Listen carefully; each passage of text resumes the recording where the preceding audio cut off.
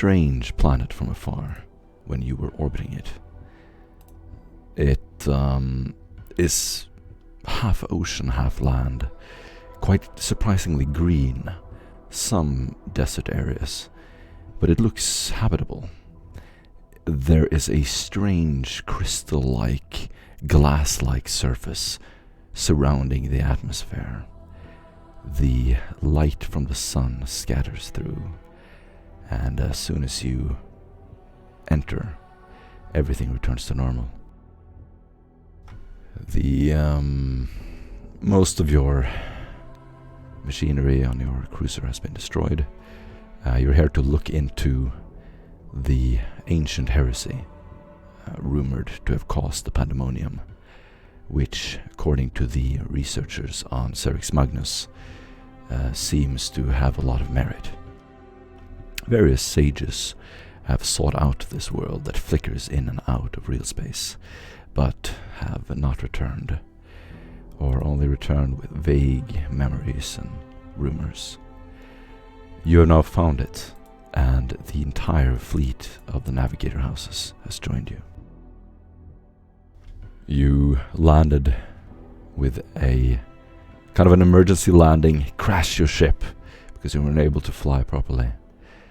And in a wandering through the desert, you found a strange looking beacon.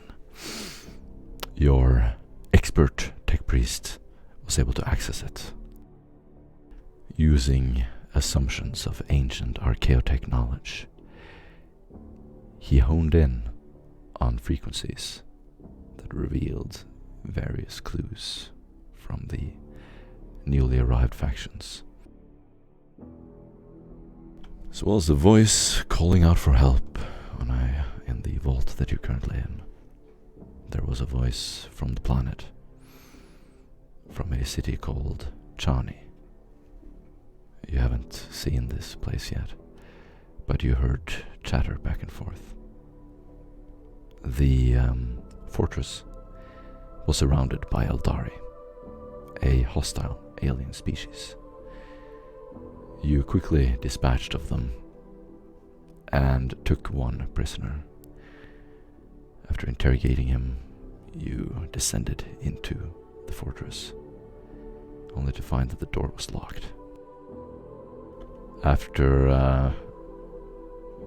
a few discussions on various approaches, you decided to attempt to short-circuit the relatively primitive technology, keeping it locked. And inside, you have met the ancient knight, Gallant Augustine. In the far end of this reflective floor room, with bright lumen from above, very high-tech looking gear and cogitators, and strange-looking light emanating from various adjacent rooms. You saw this massive, unusual knight. He is carrying two what looks like automatic weapons on each arm. The knight is huge, and he is strapped into this pilot seat that is armored, like this chassis. He sort of lowers down upon himself, a cage. When you told him of the Imperium, he slowly opened the cage, lowered his guard, and approached to view a data slate held by Samuel. Or was it the Commissar? Yeah, it was a picked recorder connected to a data slate. So it was projecting the various images. And who is holding it? I'm holding the data slate, and Samuel be holding the pick recorder. Got it. So yeah, the Gallant would be standing there watching these pictures. You can imagine like old film with the sound and like the flickering images back and forth as you see huge parades, banners flying, colors of light flickering across the screen. Suddenly a giant battlefield, men falling. You'll see giant fleets of ships flying through space. The gallant is just watching with 100% attention, obsessed with the images he is seeing.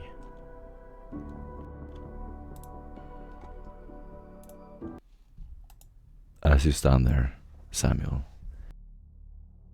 Joan is watching you and the others and running back and forth. He seems frantic, out of control. Suddenly he freezes, just stands at the edge of the room. Can you describe what you look like, Sam? Anything unusual or different about you? There's just going to be a little bit of dust from the outside that falls to the ground as I took out the picked recorder. I would have dusted it off, made sure that it wouldn't gunk up the parts. But otherwise, you can see him in his trademark fedora, Cameline cloak underneath, or over this duster that he's wearing at the moment. He has a sweater and also an environmental cloak so as to regulate his temperature. His blue eyes are kind of dimmed right now in the darker light of this room. He's just going to turn to Sir Gallant and show him these images. Beautiful. You get an inspiration point. Aaron, Commissar.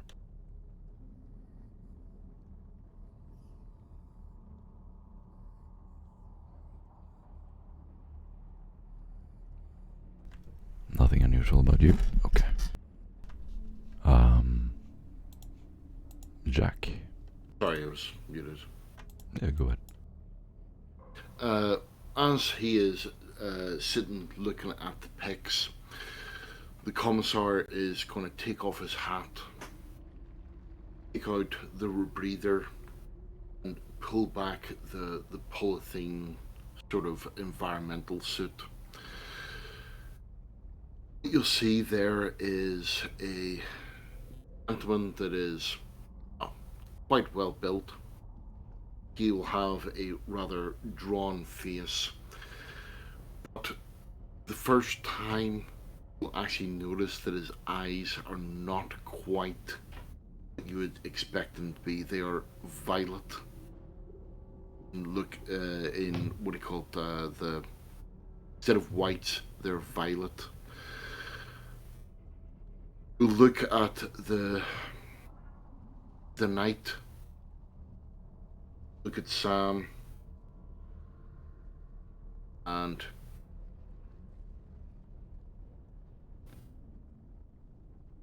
yeah, basically just take a step back and just assess the situation whilst looking for the other minion that has been trying to actually get the knight to kill them the entire time.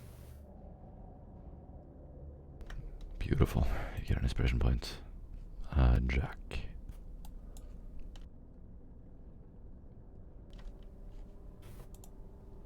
What do we see, Jack? Alright. Sergey. James. What do you look like, James? Locust.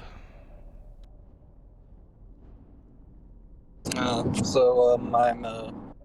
Skitari looking with the mechanical arms, just sitting covered in probably dust from following these people for so long. Just standing quietly in the back, hidden,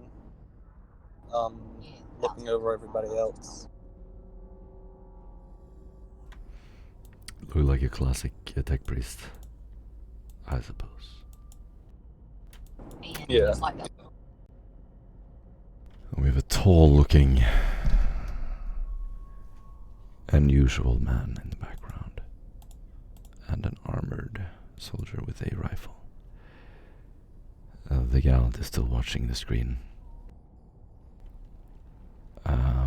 What exactly do you show him?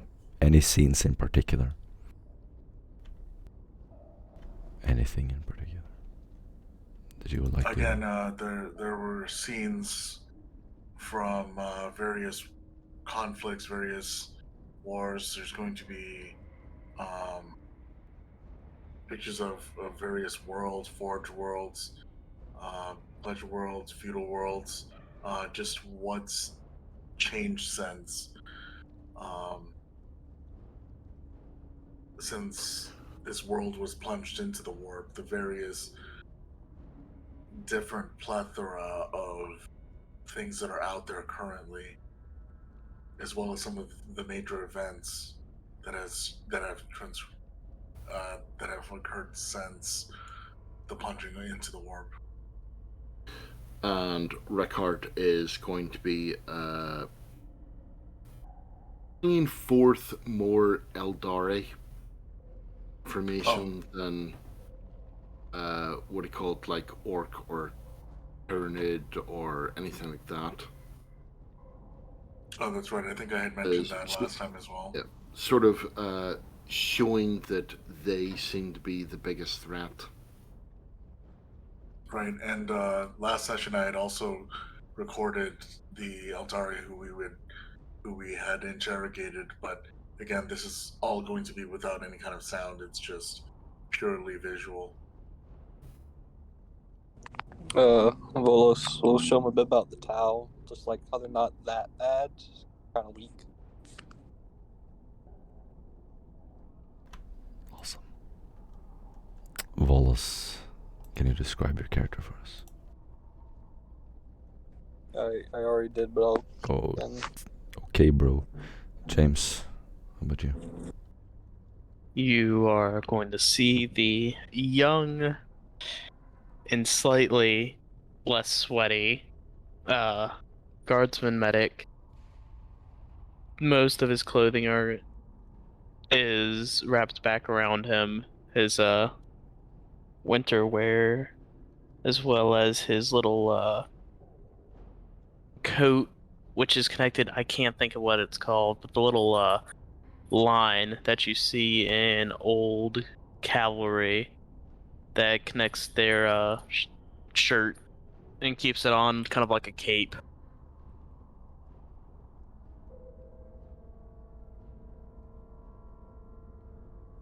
Awesome. The knight will watch this with great interest. Finally, he takes off his helmet, puts it next to the knight, walks across the floor, and you can hear the echo of his footsteps as his metal boots meet the floor. A smell of rusted metal lingers in the air. There is a slight fog from condensation. The room is quite cold, very sterile and completely isolated. You can hear your every movement, brushing up against the sleeve of your shirt, breathing, the clicking of the machinery in the pick recorder. The gallant takes a step back and you can hear the loud clicking of his boot on the floor. He will draw breath, look up. So, who are you? How did you get here?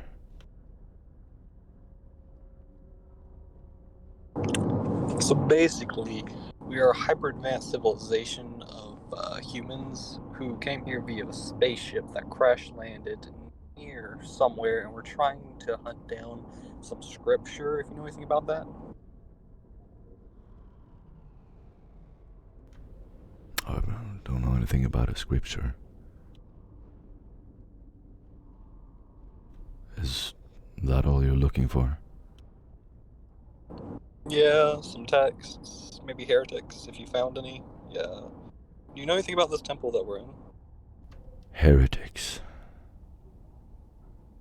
No, I'm sorry, I don't know what that is.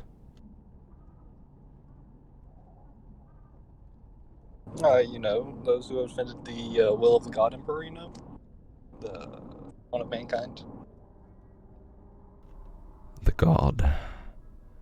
Your god. Or your emperor. I don't Kinda understand. both. Which is it? Both. He can make things. And, yeah. Is your god real? Yeah, he walks everywhere. He's currently kind of sitting on a throne, just kind of half dead.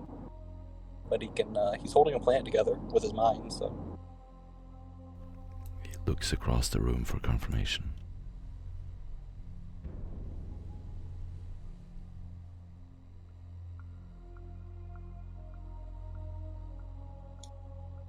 All of this is true and more.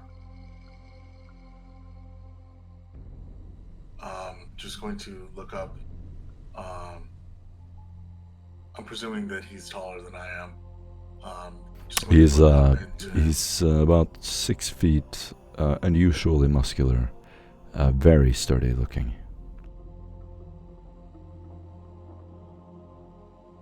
I'm just gonna go ahead and look up into his eyes and make sure that he understands that this is the truth. And I'm gonna try to convey it via a very stern face. Do a charm test. You get a +10 for pair knights.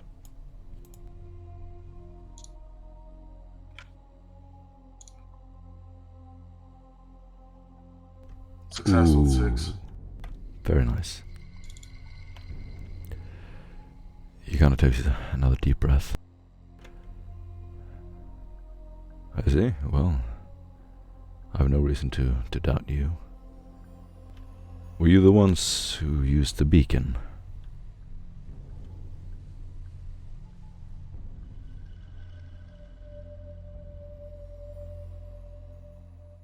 I recognize. He looks over to one of the monitors.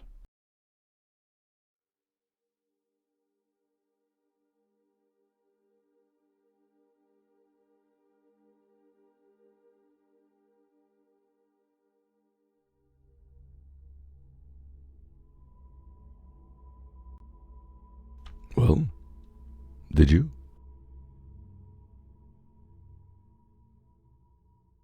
We may have tried to communicate through a beacon or a relay station, but without further information, we don't know what you're speaking about.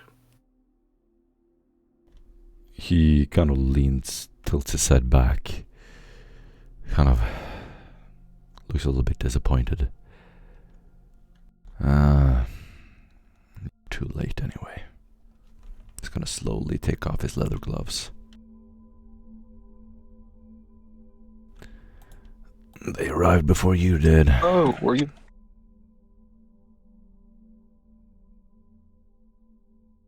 Why exactly are we too late?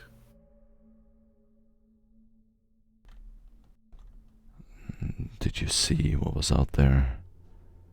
Yeah, there's a lot more of them. Everywhere.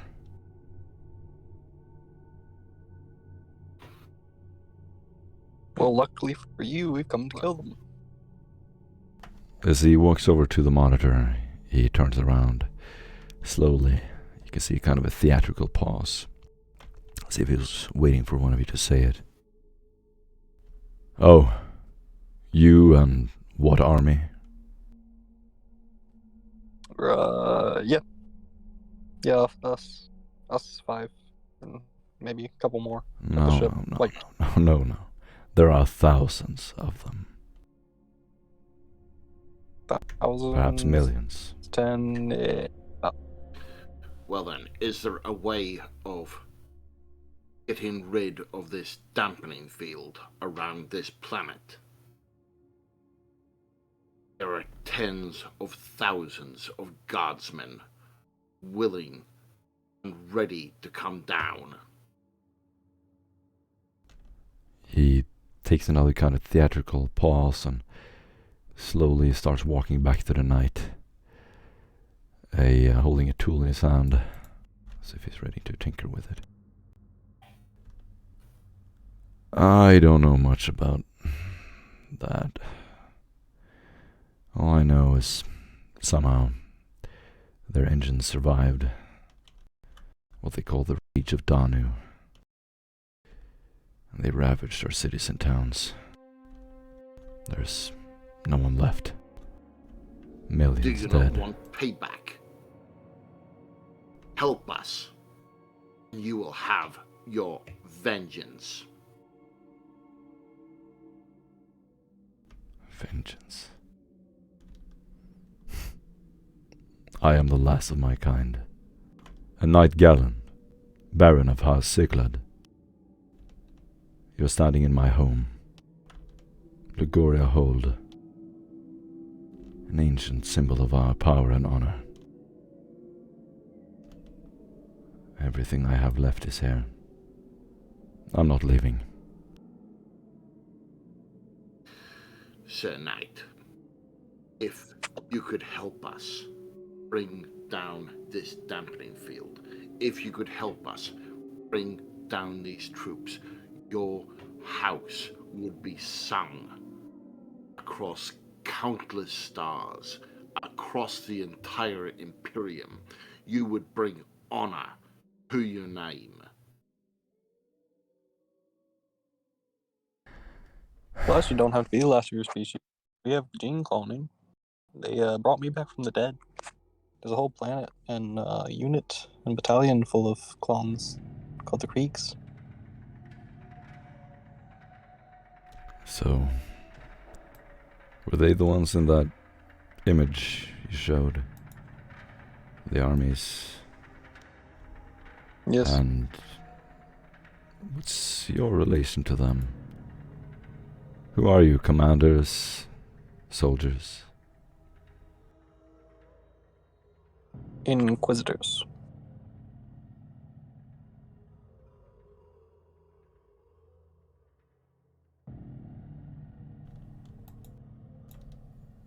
He will just sort of give you a scowl. Healer. Uh-huh. What? A healer. Medicine man. Yes.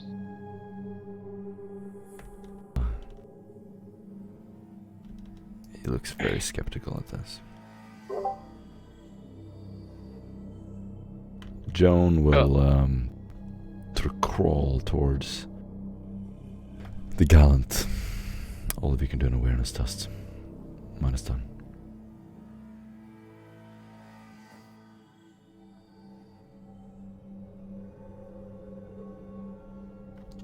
You get bonuses from anything aiding your hearing.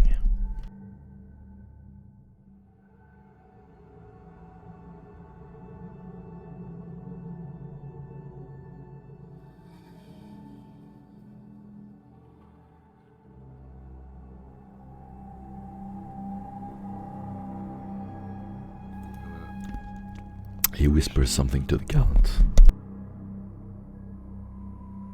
None of you hear it. Hold on.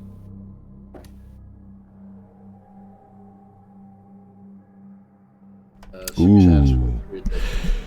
Commissar, you overhear him say, "One of them carries the curse, my lord. What of the rest of them?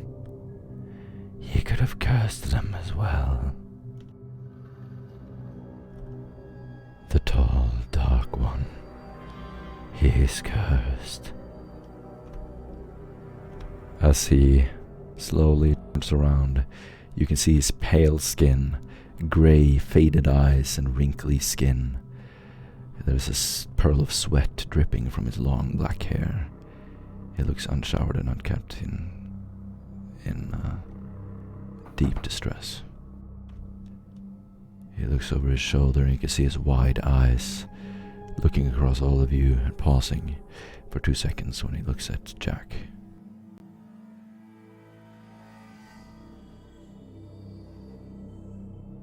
His mouth is half open. He keeps blinking very fast as he walks back across the floor. The knight will slowly turn around and will also look at Jack. He just has a serious, grim expression. Tries not to make a big deal of it as he wipes some oil from his glove.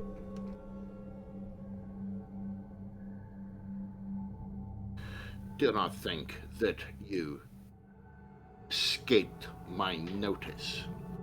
This curse is contained. This man is restrained, and if he were to wander off the path, it will be dealt with. I understand that in the past you were caught blindsided, shall we say, by these people. We know how to deal with them now. And if, as I said, they walk off the path, they are dealt with. He is not a threat. He draws breath, keeps tinkering with something on the night, as he says with his face turned from you. Yeah. We have those two. Occasionally one will be born with the curse and they'll be able to control it, but it's rare. We know what it is.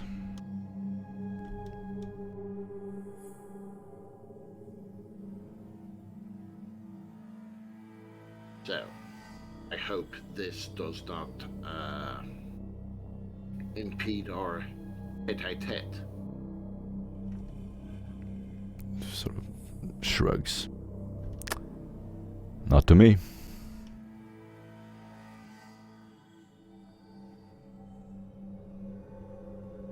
I have a question.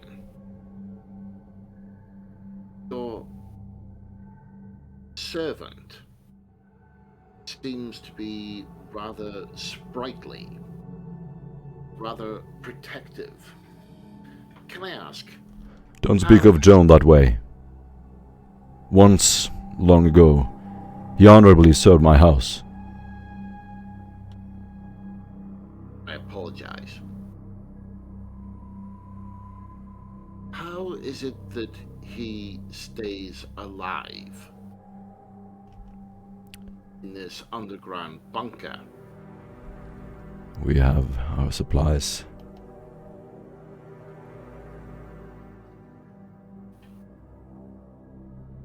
Yes, but surely old age would eventually take him.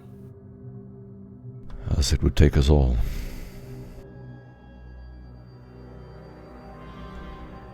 I welcome it, if I should be so lucky.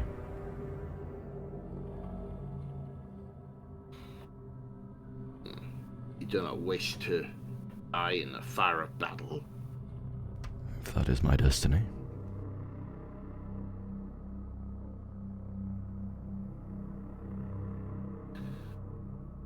You've heard of a city that's Yes. under siege by the Xenos. Takes another deep breath. Kind of like Call his... for aid. Yeah. Ah, yeah. The city of Charney. So, There was a war. No one knows exactly when it started. We've been fighting for a long time. You can do a charm test, Commissar.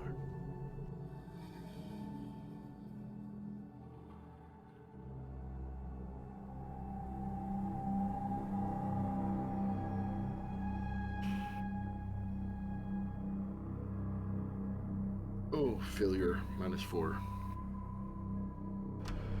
Long story short, only House Charney survived. Their fortress city They negotiated peace with the invaders in exchange for laying down their weapons of war. Much to our surprise, the aliens kept their promise. The rest of us fought with honor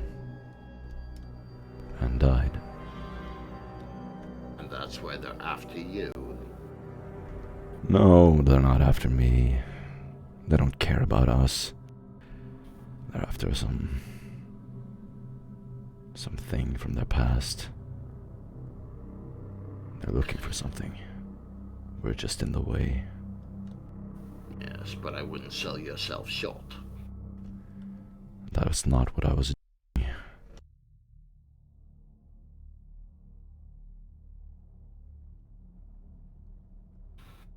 I suppose we come to the meat of it. Can you help us? I'm not selling us short. You can see sort of the mask of vitality dropping as he puts his gloves down on the hand of the machine.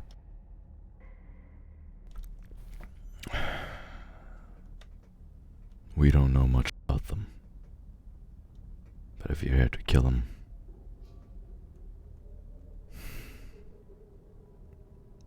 well, you have my support, I guess. Our machines. As he sort of turns around and holds the arm of one of the arms of the knight. Our machines are superior to theirs, but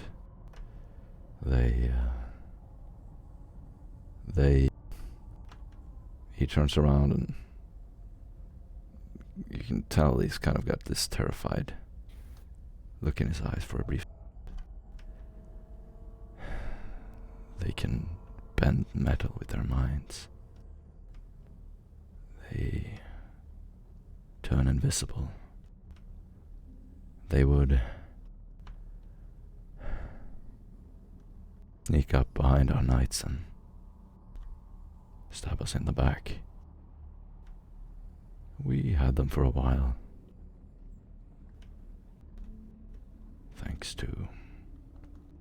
In part thanks to a cursed child from Guth Karim, who was able to sense them. Perhaps like your friend. His eyes slowly raise up and look at you, Jack. And he found their stronghold. And we led an assault. That was the end. Ever since that night, we have been trying to find places to hide.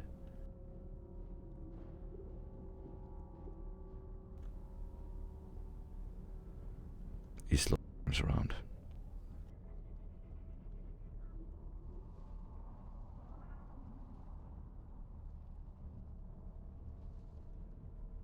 Well, I believe the time for hiding is done. It is a time to reap revenge. Do we have an accord? And at that, what he called, Rickard's going to take off his glove, hold his hand out. Augustine will raise an eyebrow, look down on your hand. He'll turn around.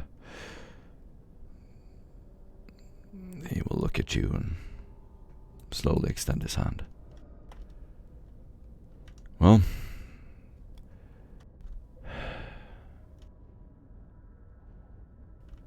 I don't know who you are, why you decided to come now, but the storm is still out there. There is no way anyone else can reach us. Even if you did, we have seen drifters arrive before, in small numbers, only to become stranded. What is different this time? Difference this time is we come from the Inquisition. We come as his right hand.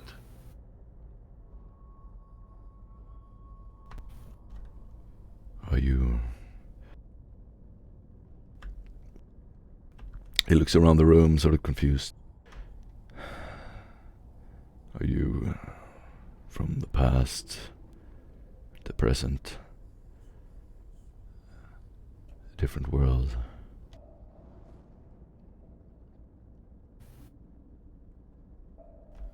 Are you like this?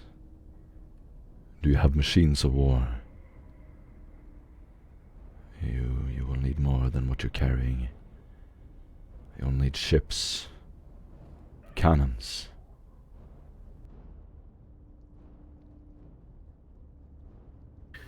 Yes, indeed we shall. This is why we need to lower or negate the warp factor that has immobilized our ships.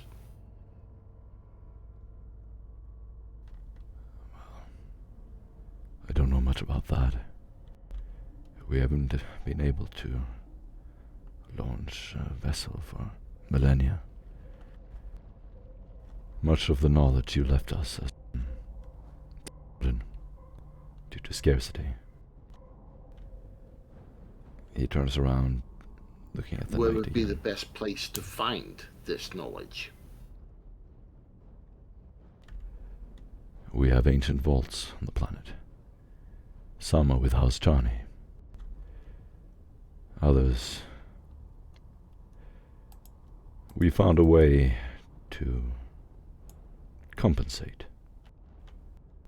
He sort of slowly walks around the night, adjusting the various straps and armor of it, pointing to various parts of it. The rituals and rules. The knight I operate is simple in design. Anyone could wield it. But only a few learn to master it. We do not need imprinting or to interact with machines. Our pistons and levers can be controlled manually. But it takes precision and strength. Do you have one of these machines here? And we acquire it? There were many. But the psychic strength of the aliens were able to thwart our powers. As they turn invisible, our cannons are useless. At one point, humans became obsessed with machines. This thing is only an extension of my will. It's nothing in itself. But perhaps we should have kept some of our technology.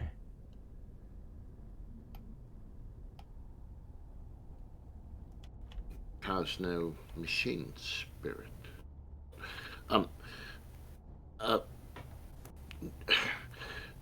Flyers. Any sort of orbital craft that can ferry troops down. Do you have any of them? No. We are unable to exit the atmosphere, effectively trapped within it. Well, then, what about ones that can traverse within the atmosphere? Is there one that we could use?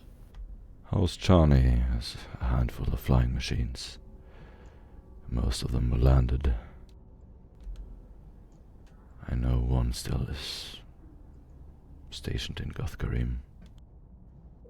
You will have to speak with them.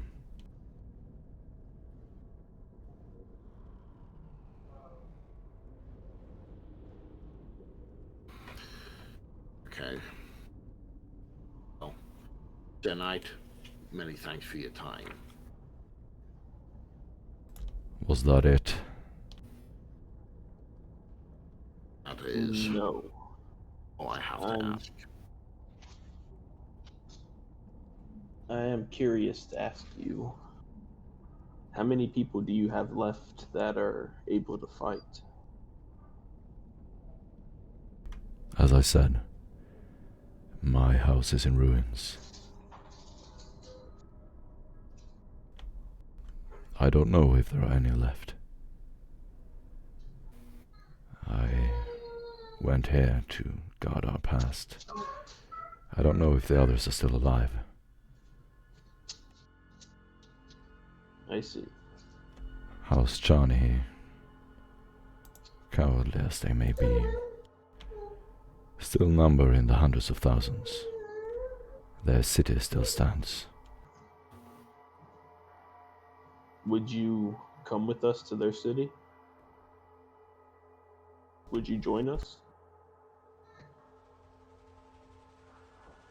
We could use your strength. He turns very sour as you say this. His face shrinks and he turns back to the machine. You can do a -20 charm test, Brad.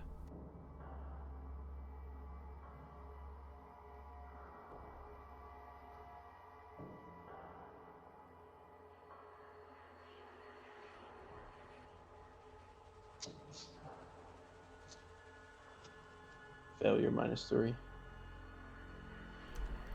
Do you want to try this? Kommissar.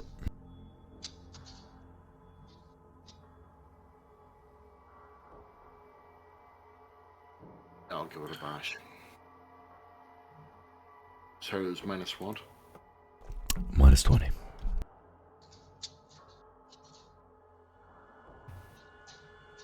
Already had him.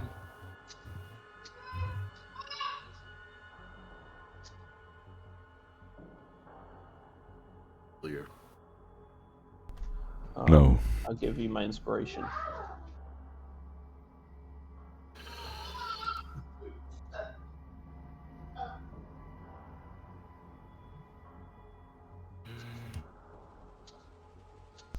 Richard already has a inspiration point. Success with 3 additional.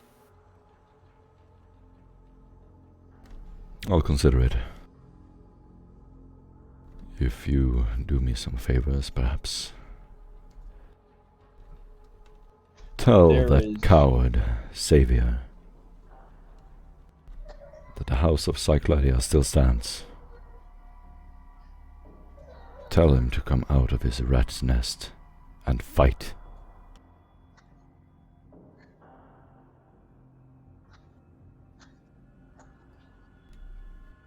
He, as he stands there, sort of adjusting some of the straps on the machine, he looks around and spots you, James. Sorry, Aquilium. You didn't describe your character, so go ahead. Yes, you see a slightly tall man in an all-black robe with a black hood up, and you just see tannish features, really. Kind of just peering out like the bottom half of his jaw. You see a necklace that dangles down with a golden imperial aquila. And you see a white staff with what seem to be runes embezzled down the entire length of it, gripped in his right hand, as he stands with his hand clasped over the top of it.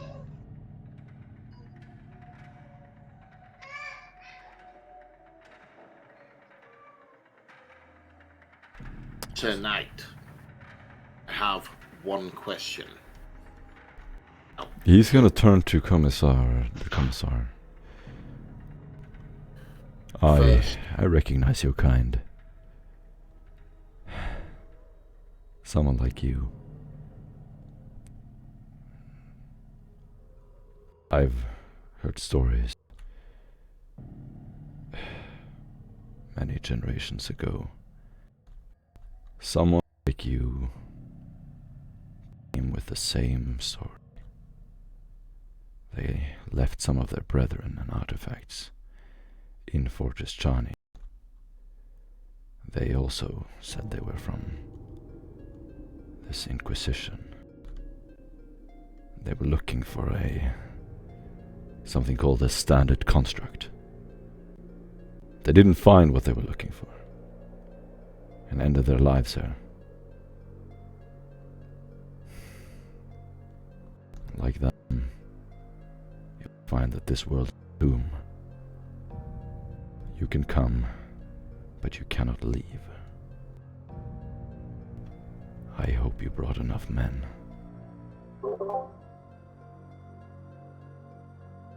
We have enough men to bring. Well, that remains to be seen. But this gentleman you wish to have a duel with, where is he? Savior. Probably fortified in his castle. Surrounded by his knights. Entirely safe. He has negotiated peace. And now the aliens will let him live as long as he is not in the way. And when he is, they will kill him in his bed.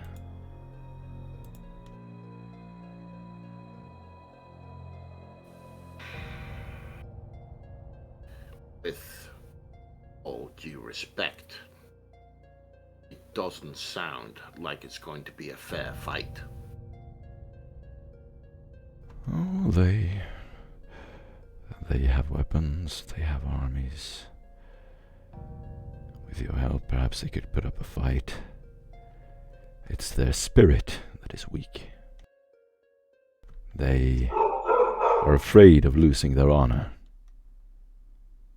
their prestige, if they were to lose a battle.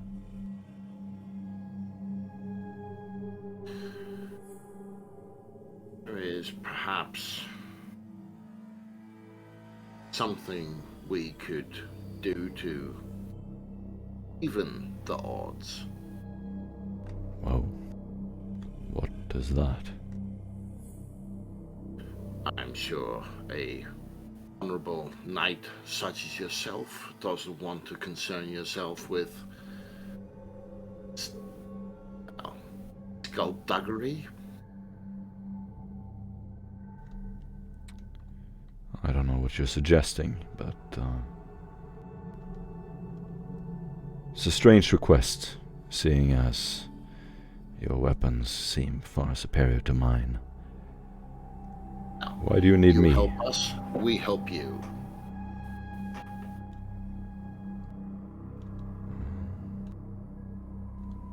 Time will tell. Hopefully so. That or we all die and you get your jewel and are previously outnumbered.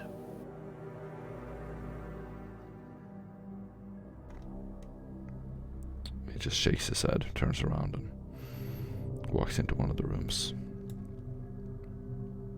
Comes back and he's going to stand next to the cogitator, looking outside. He seems to be looking for something.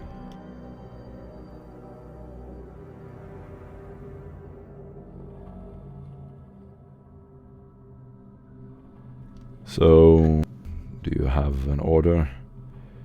A leader? I suppose that is your priest. He points to Jack.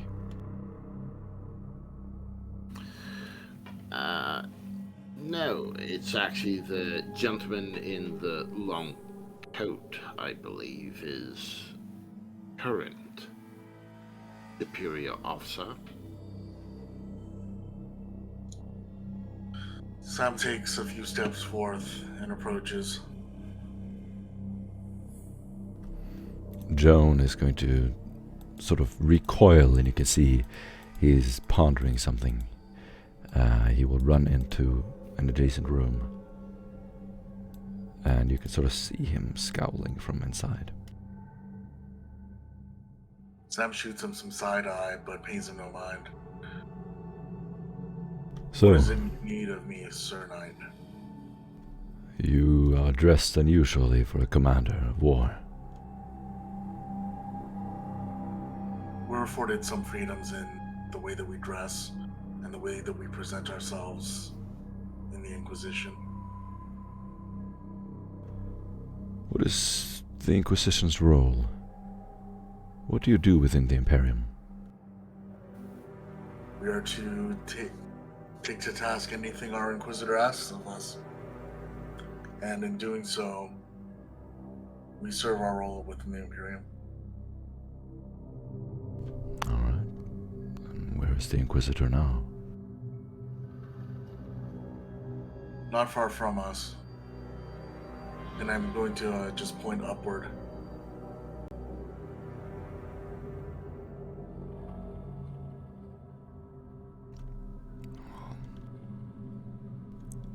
Well then, there's no time to lose. You should call him in soon. Perhaps he will talk some sense into House Chani.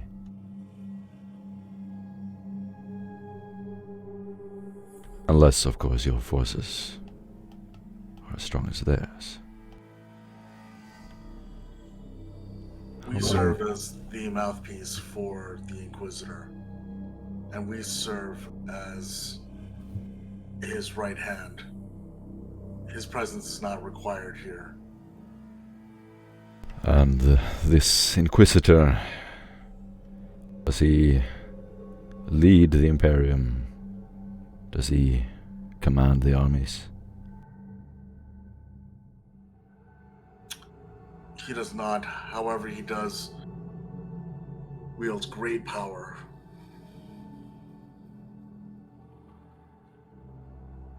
And what of you? Do you deal great power? What's your influence in the Imperium? I am but a humble servant of the Inquisitor, and he to the Emperor. We are all part of a hierarchical chain, a chain that serves the will of man. How do I know you're going to keep your promise and deploy your armies if you don't command them?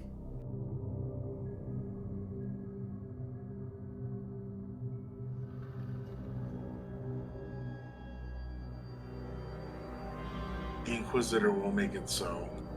Direct control of armies and things of that nature are beyond my personal station. To say that the Inquisitor does not have any control of the armies is not entirely correct, but it's more a matter of He nods slowly. technicalities, so should we say. Well, then I wish you the best of luck. Whenever your force lands, I will assist you.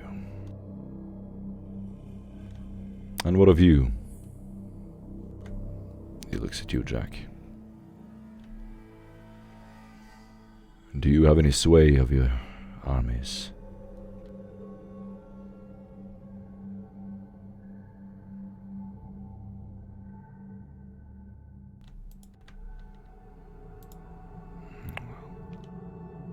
If I may speak, at times he may be a bit word shy. Although he does not have sway over our armies, he himself possesses, as you say, this curse which allows him great power and mastery of the warp. Can he see them when they are hidden? Of this I do not know, but it seems that he does possess some preternatural abilities that could bring him beyond the normal capabilities of man. Then he may be of use to us. The only way they defeated our knights was their ability to turn invisible. If he can see them, he can point them out to us. With enough time, I believe that we will be able to craft some sort of device such that we could equip your knights with that same ability. It's just a matter of when we had taken one of those invisible Eldari down just earlier, when it seemed all was lost. Do a knowledge, lore, common tech. Common lore tech. -10. And as Sam says, all is lost, you'll hear from Commissar Rickard. Would it be possible to roll a Forbidden Xenos Eldari instead? This is specifically when you mentioned the augmentations to his knight.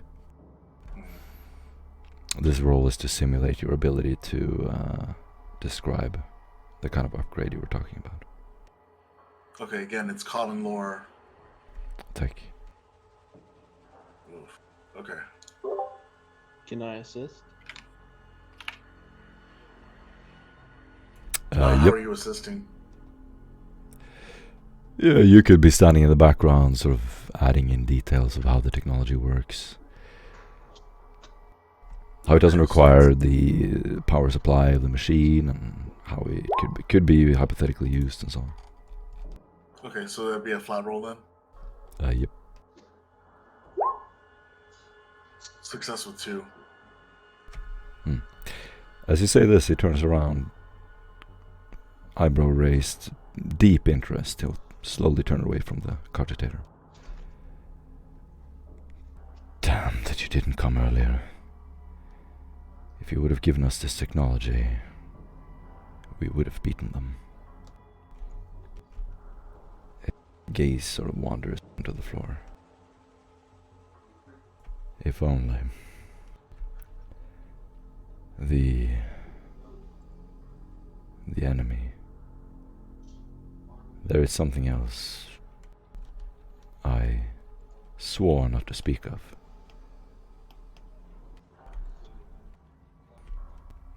Any of you can do a charm test -20.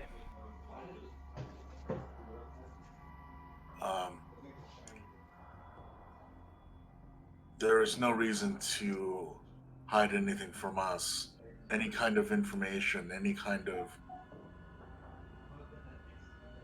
secrets which you may unearth may give us exactly that which we require to manufacture these things en masse. And indeed, we have the corpse of one of these invisible slain in the previous room. We could bring it to you, and together we could create something. We could create something that would be able to fight back at these creatures, at these Eldari. Do you have something with you now that can see them? Not currently. I believe that, if I am honest, it was more a stroke of luck and good tactical skill that had brought down this creature rather than anything else. -20? -20. Success with 4. Sick. You stand there and sort of chat back and forth about the history of the war, and he'll go into the sages of Charni. The sages claim to have seen a hidden enemy, something that possessed our manufactorum and machines. This is long ago. Johnny will know more about that. And much of what they say is fantasy. But it does come from several sources. Perhaps it will prove useful. If you could lead us to where this manufactorum is, perhaps in tandem with what we have found thus far, we could make use of and decipher exactly what is behind the fiction and what is true. He's going to sort of bow down and think. I know there is a manufactorum north of Guthkarim. Magnius. It may have been Port Olympia. These cities were raised so long ago, I can't remember. Again, you will have to speak to Johnny. I'm sorry, my memory is failing me. I spent too many nights awake.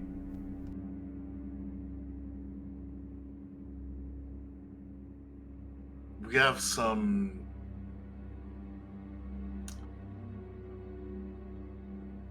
chemicals that may aid with this, at least temporarily. With your permission, we can go ahead and help you delve deeper into your mind in order to recover these, despite the fatigue. However, there is a risk of madness that I must warn you. Yes, Richard. I would recommend we don't do this. Let him I rest. agree. I agree. There is a distinct probability that some harm may come to Sir Knight, but equally, I think that pressing this knowledge from him would give us an advantage in the meanwhile. After all, every minute that passes would give the Eldari a greater advantage. It would grant them more time to seek out this place and to uncover its secrets and destroy them. And he's going to switch over to point to point. Yes, I understand what you're saying, but we do not know his condition. If he dies, then we lose everything we have tried to gain here. He is a boon. We cannot risk it. Sam The gives out a big rise would be reckless. Sam gives out a big sigh, takes off his hat, his fedora, scratches his hair, and puts back on his fedora. Maybe you're right. It would be on the riskier side of things, and who knows if anything could be recovered at this stage. Perhaps erring on the side of caution, on the side of conservatism, may be the better move here. What say you, Aquilian? Sergey? Boros? Erring on the side of caution does not hurt at all.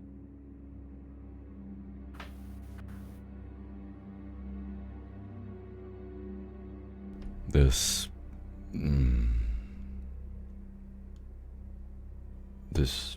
drink, or what did you call it? It's more of an injection than anything else. It goes directly into the bloodstream and passes the brain-blood barrier. It, in essence, forces a state of deep relaxation and opens up one's ability to freely associate with one's long-term memory.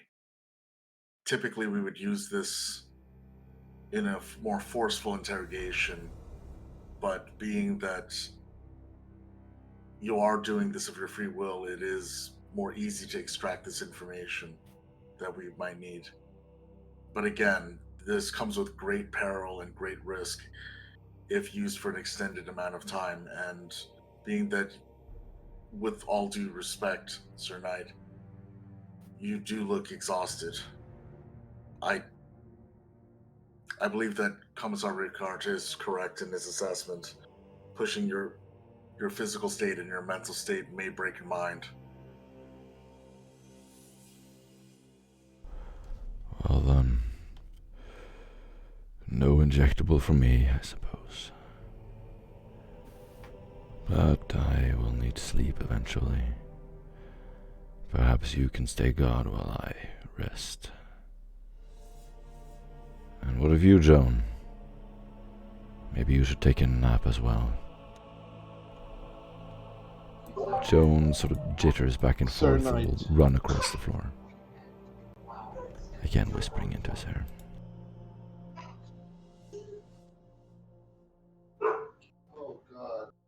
I'm wondering before we give you. Do you happen to have any technology that we could? Beyond our databanks, I have my knight. That is about it. Some weapons, probably of no use to you.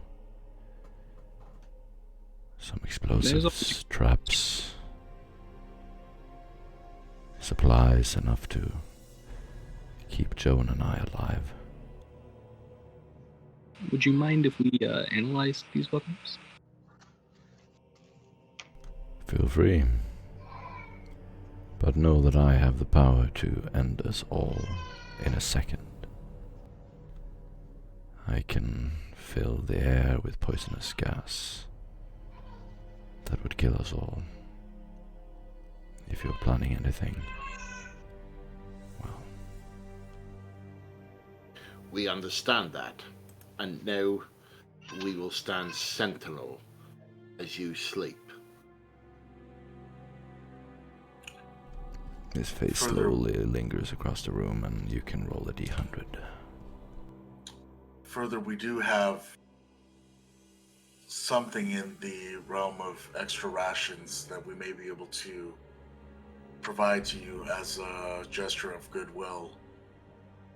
And whatever knowledge you seek from us, we can also offer as equal exchange for whatever sort of knowledge you have in your databanks. Again, as a matter of goodwill, I think that both of us can relieve the tension and gain each other's trust in this way. He lets off a slight smile as he picks up a little pouch, takes out something that looks like something organic. He's going to put it in his mouth and start chewing. Maybe a bit of bartering would put my mind off of this place. And I probably don't need it anymore. Yes, go ahead. Now then, I offer you this. And he's going to hand a small pouch. And it's just looks like leaves. Fuse it over water. Drink it with a bit of something sweet. Reinvigorate you. He looks at it and bows. It's been a long time since I've received a gift. And I know that you, Sam, you as well offered me something that I'm sure is worth a lot in your Imperium. Thank you for your kind gestures, and excuse my manners in these difficult times. He slowly reaches out and grabs it.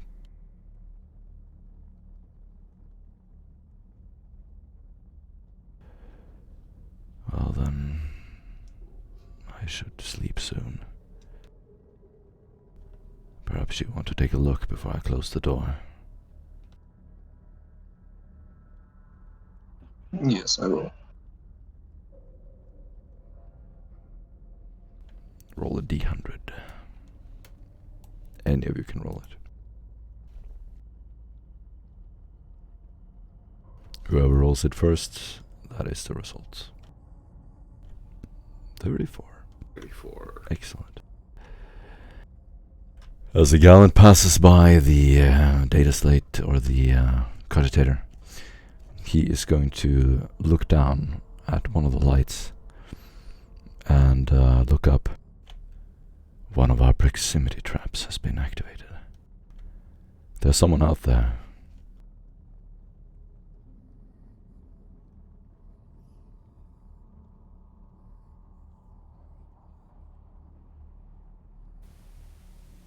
Probably just rat. Oh, this is something big. You'll sort of click back and forth and look at the monitors. Here. Here, I see them. Do you recognize this?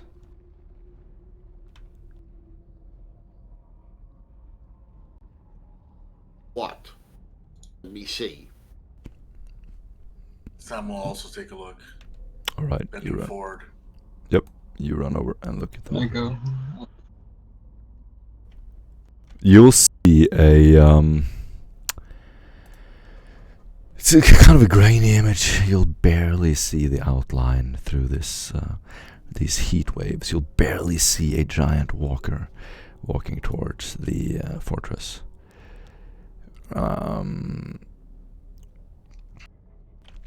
You can do a Forbidden Lore Eldar neutral. Any of you.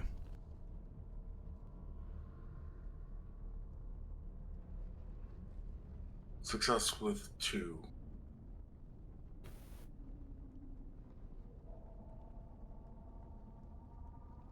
Alright, I guess no one else has to do it. Success with 2. Yep. No, he's... This is a Wraithblade.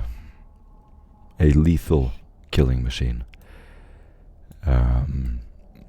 It is rumored to be a dead Eldari who they revive within a crystal.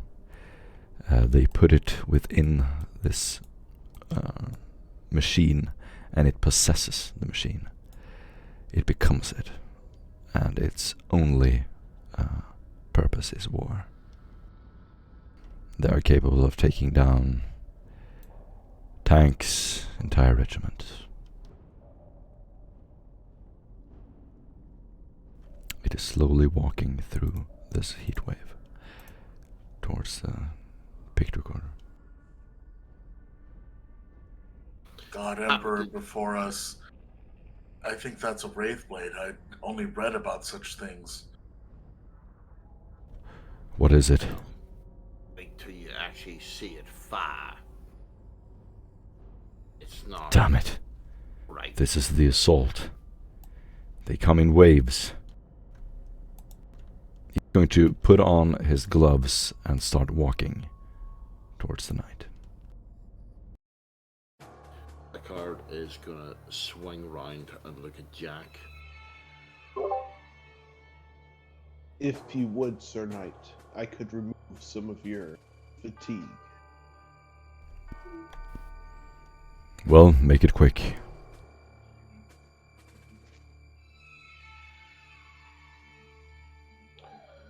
Aquilian will reach out a hand, resting it upon his shoulder.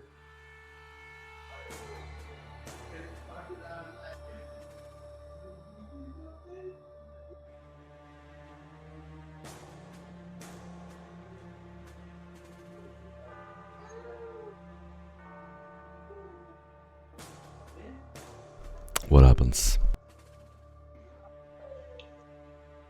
He feels a radiant, he sees and feels this radiant golden energy begin seeping into his body, almost covering him in this radiant golden light, as his body begins to look refreshed, almost reinvigorated. His skin begins to shine, his hair begins to glisten.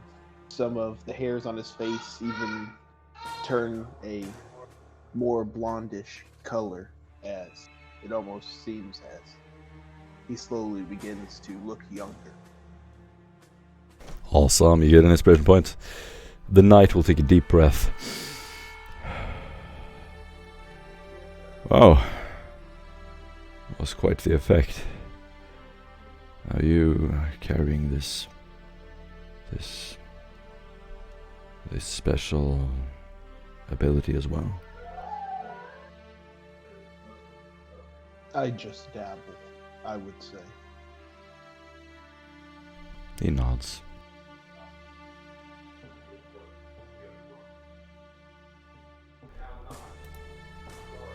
As he slowly climbs up into the night, the door will open. They have come to destroy us. If you want, you can join me in battle. Or run. If you stay, you may die. The choice is yours. He slowly sinks into the seat and lowers the shield.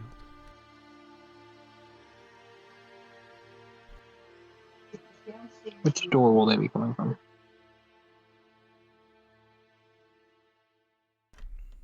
As you say that, he will put on his visor and helmet. And he is unable to speak.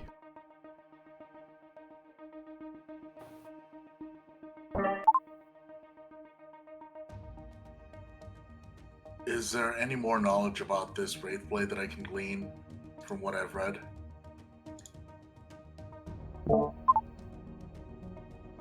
Weak spots. Absolutely. So how many degrees did you get? Sorry, how many degrees? Sorry, go back. 2 degrees of success. 2 degrees. So, what would be commonly known by the Imperium about them is that they're psychically connected to their witches. So if there is an Eldari witch nearby, the Wraithblade is unable to see beyond what is natural. Their accuracy is unnatural, and they fire with pinpoint accuracy.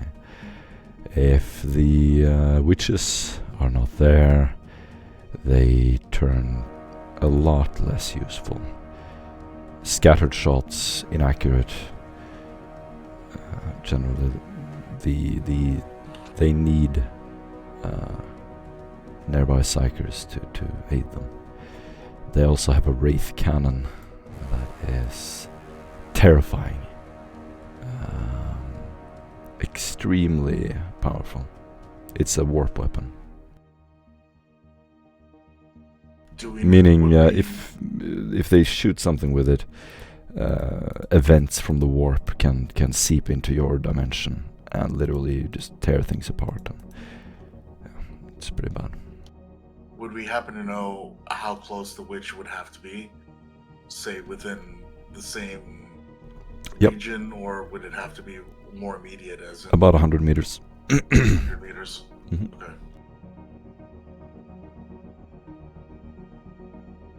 Sir Knight, for this thing to operate at full capacity, it would require one of their cursed in order to...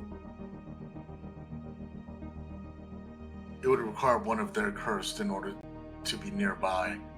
I believe that if you were to provide a distraction in engaging this Wraithblade, you would be able to resist the full brunt of the attack while we seek out this witch. If we were to separate our forces in this way, we could have a 2-pronged attack and put this thing down for good. Would you consent What if we to just this? try and make a? What if we just try and make a psychic dead zone so that it can't function? Whatever the plan, you should present it soon. We don't have much time. We should go out to face it. We are defenseless down here. Do you have an alternative means of escape from this current area? Not with You the may be night, able to. but perhaps for you. There is an underground tunnel leading to the desert. I will have to walk through the main entrance. Where is his underground tunnel? The knight will turn around as if it's him, forgetting that he's not in his outside of it, and he will point to a door at the end of the corridor. Commissar is going to stand in front of the door and say, anyone who makes a step towards this door will be executed. You will fight.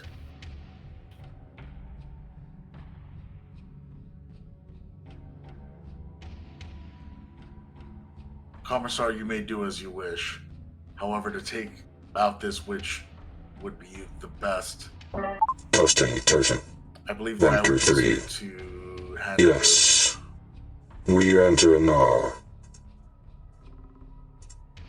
We enter now. Anyone who We attempts enter. to escape It is through time. this tunnel It is time. be shot. It is time. We Then go we into depart. battle. Sir Knight, how far is that corridor from our current location? A few hundred meters. I see. And if I could position us behind that Wraith Knight in between the Psyker and it, would that be more beneficial? Perhaps. We have never been victorious in battle against them. You would know more about that.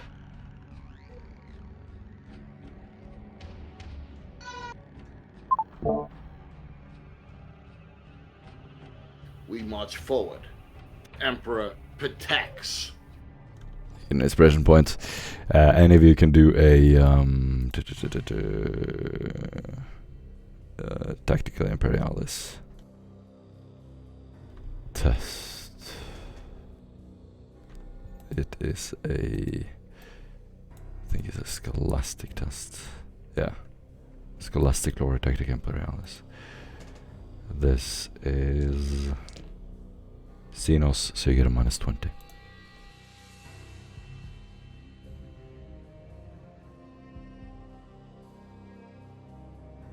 Would Eldari Forbidden apply for this? You can use a Forbidden Lore Eldari to modify the Tactical Imperialis test with your degrees of success. If you use knowledge. Right.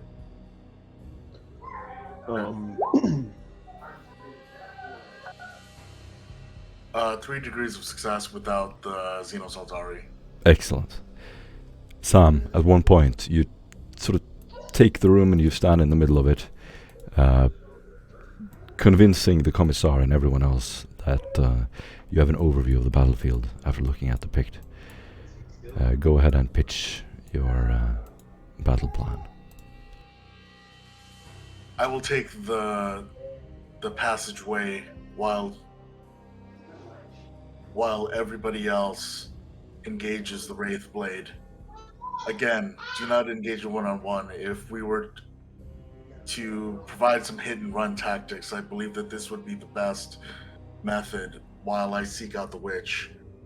After we take down the witch, I will let you all know to engage it directly, and we should be able to engage with minimum casualties. I have no plans on running, Rickard. I am no coward. If we can get close enough, I've got enough explosives that it might be able to damage a leg. Exact tactics are left up to you all. I believe that you are well versed in the art of warfare as well as general tactics. So I leave the particulars to you. And I will go ahead and write up a brief battle plan on the data slate, connect it to Rickard's, and go ahead and present it before I head off toward the tunnel and I run off. Awesome. Well, I should be able to at least scratch his paint, which would irritate him, I'm sure.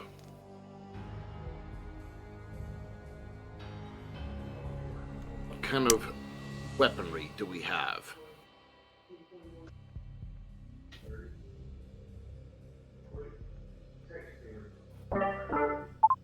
Whatever you're carrying, there's not enough time to train you to use my weapons. Yes, I know. I have one frag grenade. Anyone else? That packs. Arm sword. Okay, looks like you the Johnny on the spot, as it were. So,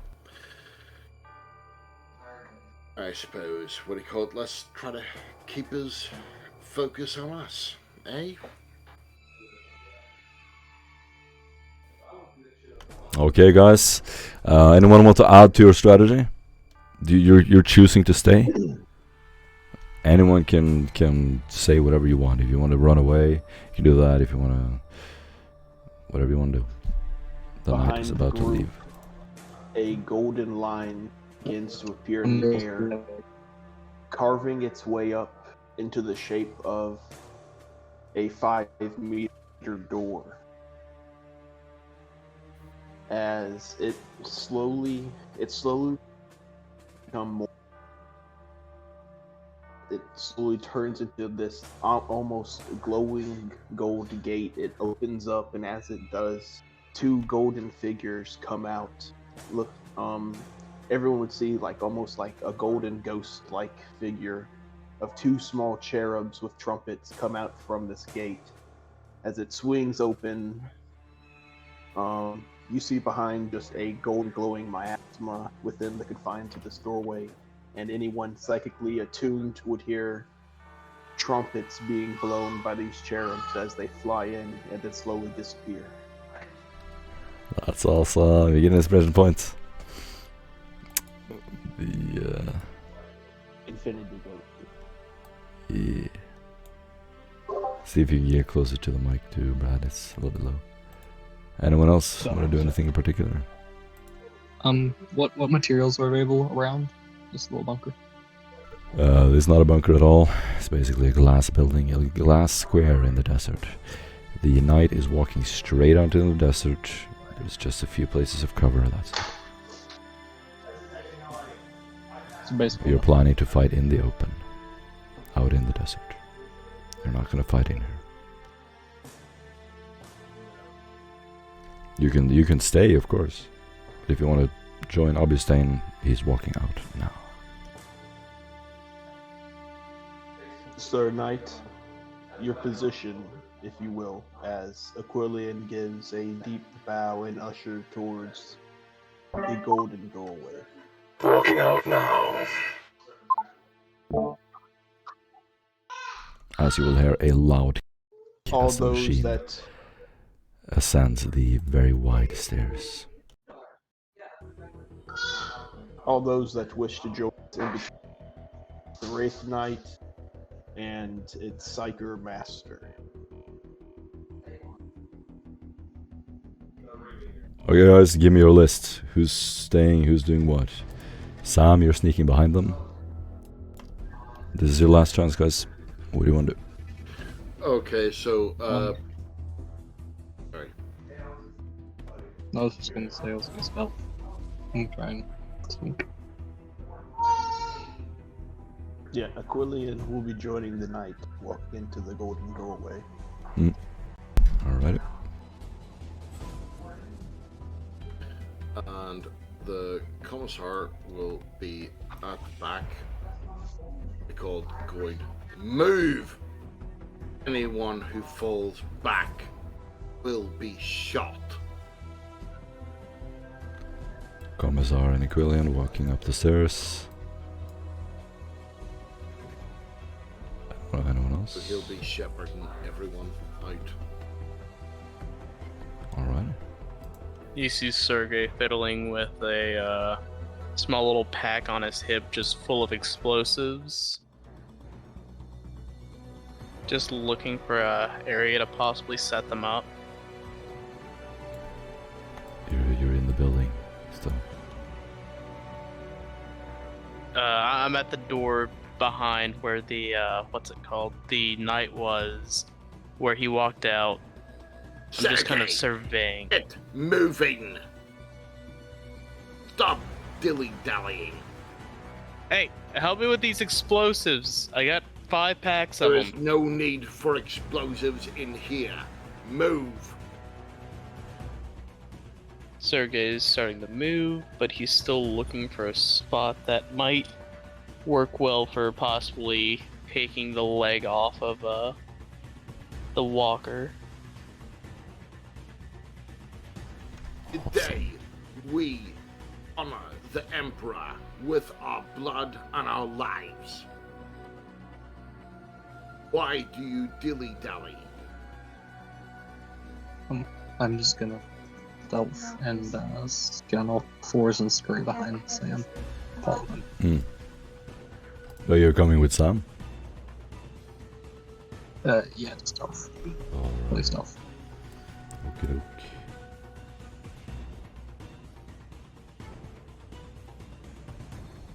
Anyone else? Alright. Jack, you're going to be walking out the main entrance. And Sergey, main entrance as well. Yep. Voros the Impaired. Main entrance. Alright. I was going with Sam. What did you say, Wallace? Yeah, I was going with Sam, remember? You were, Scurrying in. okay, I always mistake you and that other guy. Okay, yeah, you're with Sam. Alrighty.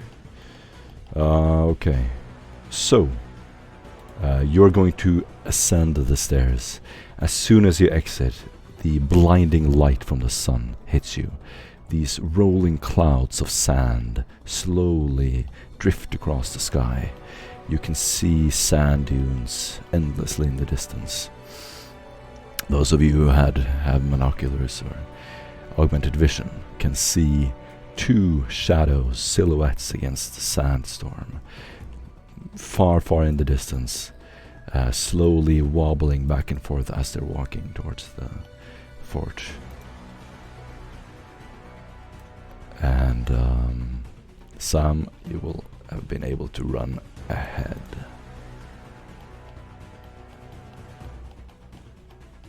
The Gonna set this stage what I call everyone, keep down, keep low. Do not silhouette yourself. Hey Aaron, Hmm? you're completely gone. Are you like leaning away from the mic? Nope. What the fuck? I can hear Aaron just fine. That is... I hear him So, very low. That's much better. Okay. That's much Because better. I'm now holding the mic. Perfect. Alrighty. So record says, keep low. Don't move. Don't silhouette yourself. Remember, Kadia stands. Everybody roll initiative.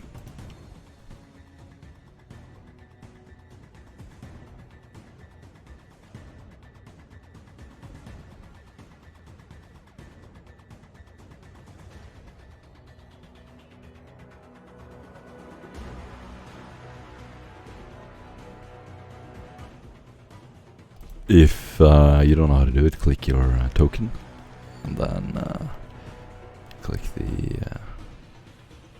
initiative button in your sheet. Oh, let me select my token. Just other people's, not Yeah. mine.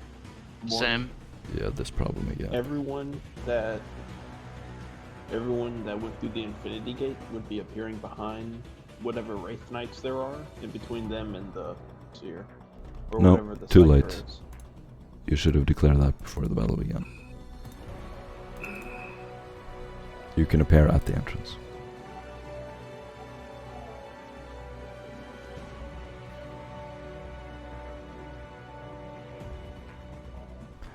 An Infinity Gate is a sustained action. Aquilian. So you need to do it every turn for a lot of turns. It's not a sustained action. Infinity Gate? Yeah, it is. Sustained, no. Action extended 3 turns. Yeah. Sustained, no. Last 4 rounds equal to psi rating. Yeah, but it takes several rounds to do it. So you need to roll a lot of tests to succeed.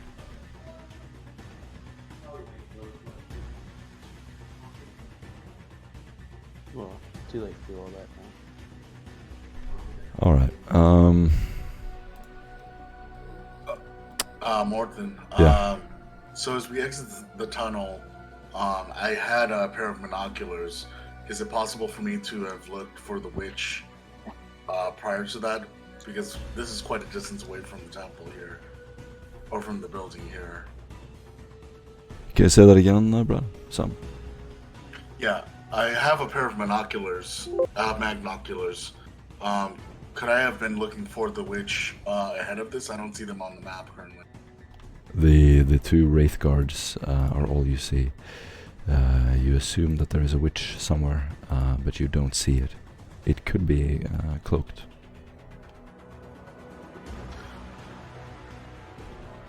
Okay. But you assume that it's within 100 meters, and pay attention to the measurements on this map. 100. Each of the squares is 100 meters. Gotcha. So this is 100 meters.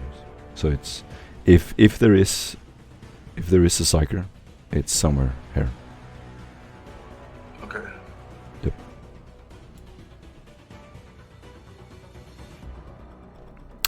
We are still missing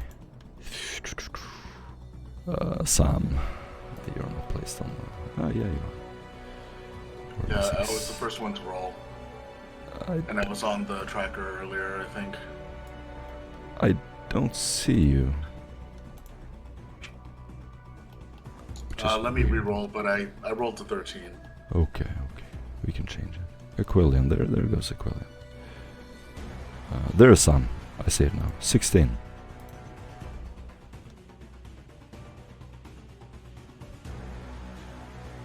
We got a crit success. Okay, I'll take it.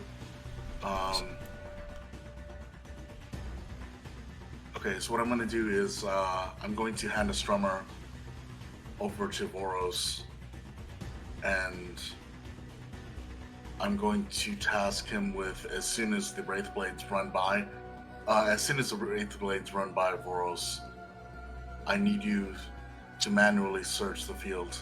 This is a mission of great peril, but I believe that if we were to find the Witcher, or the Witch, this would may be our best approach. But again, wait until the Wraith Blades pass, such that you do not put yourself in any more peril than necessary. Understood? I just nod very enthusiastically and take the little stunner. I'm going to move over here. Actually, I'm just going to hold a position over here. And I'm just going to set up an overwatch for anything that may flicker, anything that may show up in the dust. Awesome. Other than the Wraith Blades, Quilliam, what do you do?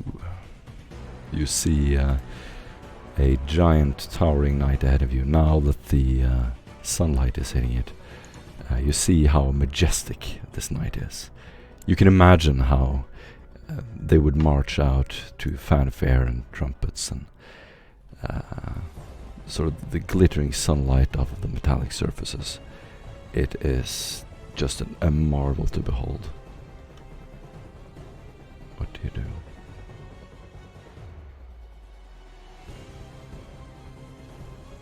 Alright, we're gonna move to 15-20 second turns. We've got to do this quick.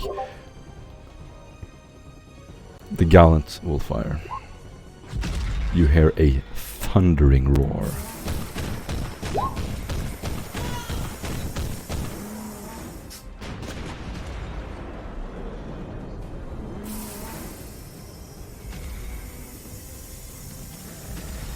The Wraith will be hit with a cannon for total out of 13, 8, 14.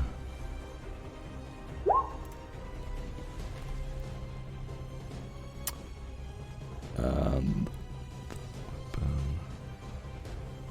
okay. One of the walking machines gets hit, and you see pieces of metal fly off in the distance. Way out there you can see like blue and yellow sparks just flying off. Fires starting in different places. The sand seems to be on fire as a hail of bullets rain down on the alien.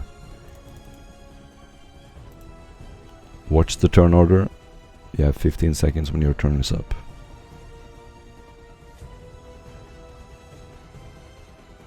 If you don't take it, we move on.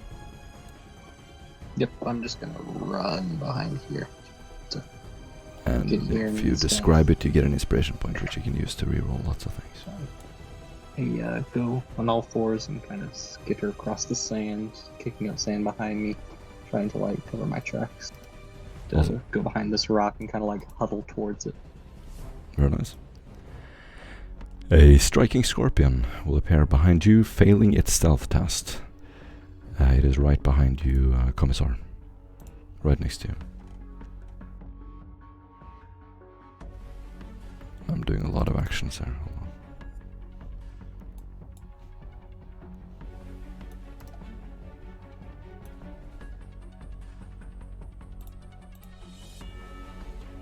There we go.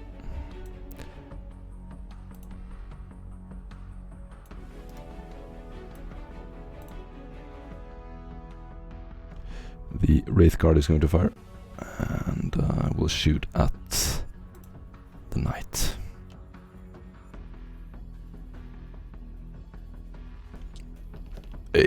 The Wraith cannon will make a horrible shrieking sound as you see this charge, almost plasma-looking like weapon, fire, and then a huge explosion.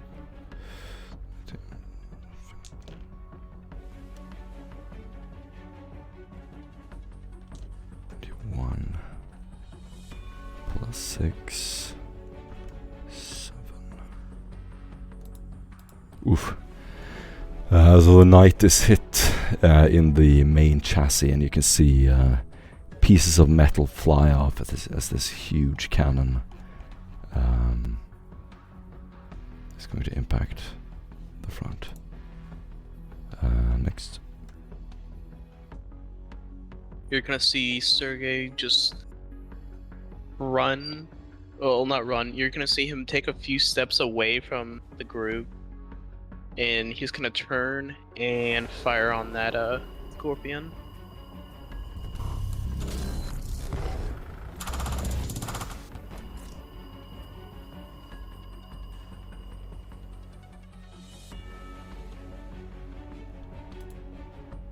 Okay.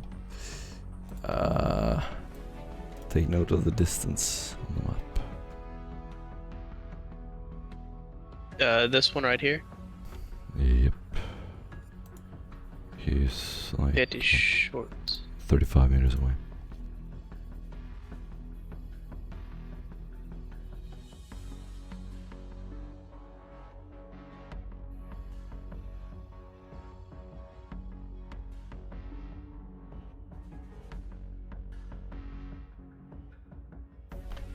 Alright, I'm gonna do the Wraith Guard's turn. Let me know if you do something. And he's also going to shoot the knight.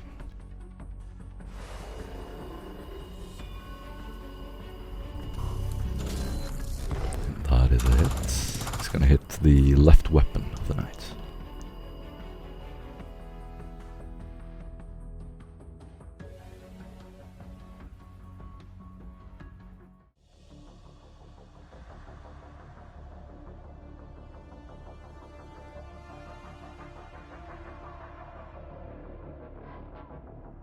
Oof. A huge explosion is going to be seen in the left weapon of the knight. The weapon sort of a part of it flies off, lands in the sand next to you. You can see fire emanating from the knight. He struggles, takes a step back. Stop them!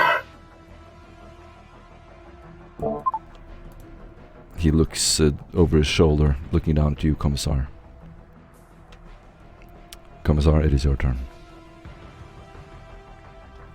Okay, so the Commissar, as striking scorpion suddenly appears, he turns around, fires a bolt directly at his head, and that's hit with 4 degrees of success. Does he dodge? The striking scorpion is going to dodge. Success with 4 degrees. What do you call it at that stage? What do you call it? He's going to swipe with his power sword and miss. Is then going to go back into a defensive, what do you call it? Defensive stance. With the sword in front of him and the pistol off to the side.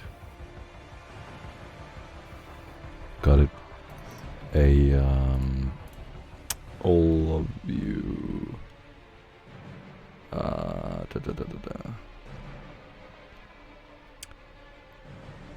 Quillian and... well, really just a Quillian. You can do an awareness test.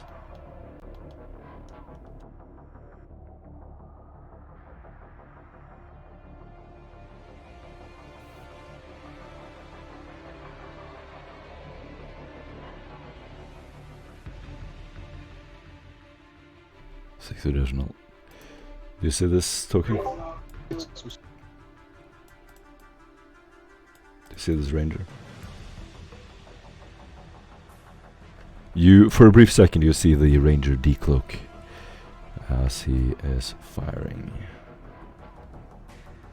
his rifle.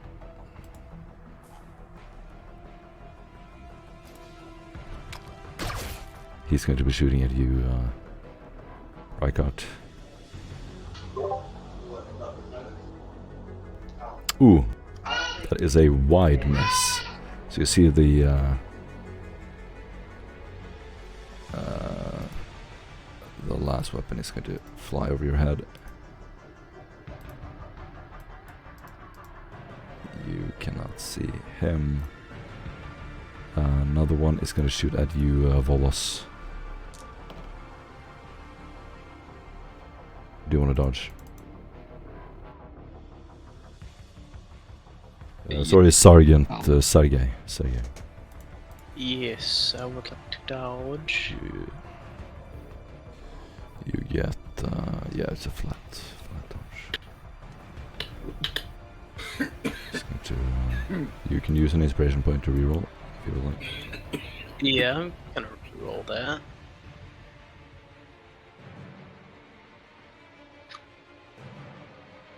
You just see Sergey just fucking dive for cover behind that jeep behind him. He's just going for the sand like it's a body of water. Awesome. Yeah, it flies over your head. You think you see the alien in this direction. The shot is gonna fly wide. You dodge it just fine. Why don't you, the two guys up here, Sam, if you have Sinitions. If either of you have the ability to do Sinitions, you can do a Sinitions test. Or you can do a Eldar test at Forbidden Lore Eldar minus 20. One of the two.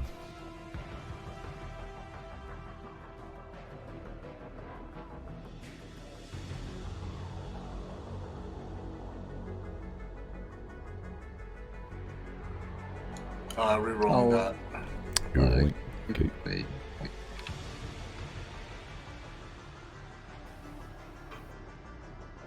Ooh, nice. Success with 1.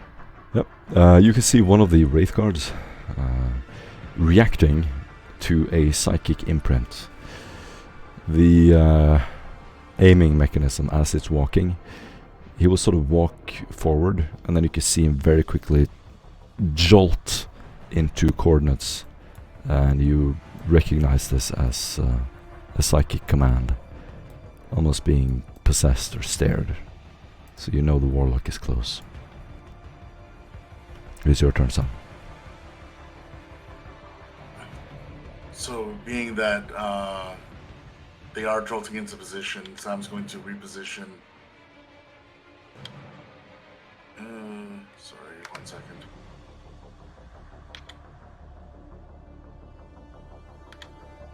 Reposition in these bushes, and then go prone, searching for any kind of aberration. But from earlier, did I see anything from the overlook?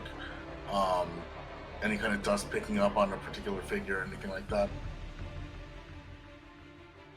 From here? You can do an awareness test, I guess. Minus. I mean, it's sand. There's a lot of sandstorm. He's invisible. You would at least get a minus 30 on that. So if you want to try it, you can. Retrying minus 40. Yep. Nothing. Oof. You look as close as you can. You know he's there, but you don't know exactly where he is. Quillian. They're talking about Doubles. this, On psychic. has actually been found and it's way off in a separate orbit. Can you speak very clearly and into the mic, yeah, Brad? Yeah, I rolled doubles. Oof. Psychic phenomenon. Yeah, do I need to roll 2 100s?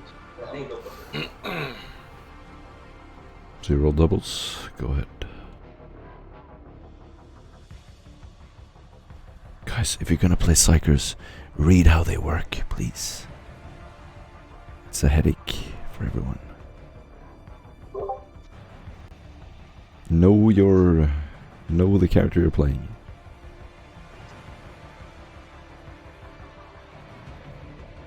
$64? What does 64 do? 64 on what? Psychic phenomenon. Psychic phenomenon. You don't have it in front of you? I do not. Hey. 64. Okay. The air vibrates with images of cackling demons.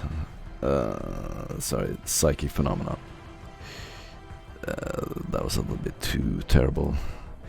The Furies. The Psyker is assailed by unseen horrors. He is slammed to the ground and suffers 1d5 impact damage, ignoring everything. You take 4 toughness. You take 4 impact damage. And you must test against fair 2. Minus 20 willpower.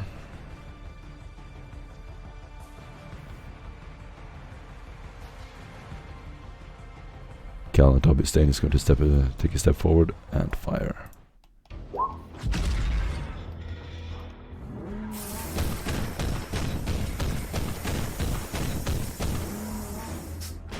With a headshot. A total of... Ooh, that's a nice shot. One of the Wraith Guards is going to be fucking torn apart.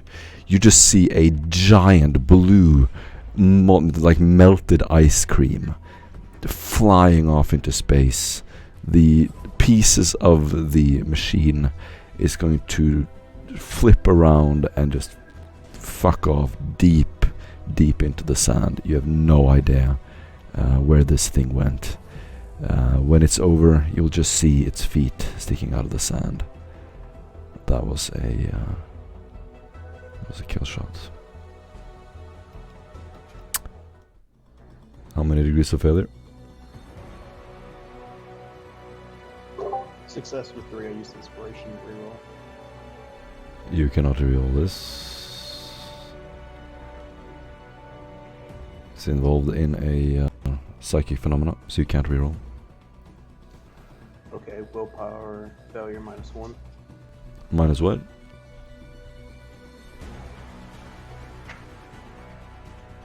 Minus -1. -1? Mhm. Okay. You fail a fair test with 1 degree. Yes.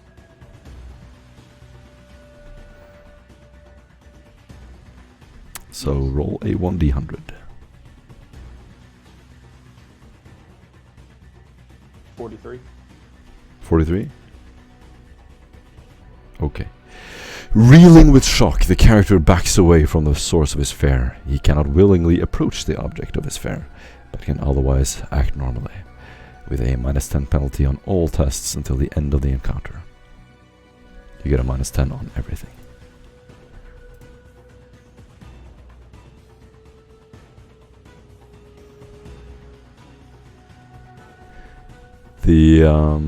You get another awareness test, Sam, since you're watching it carefully.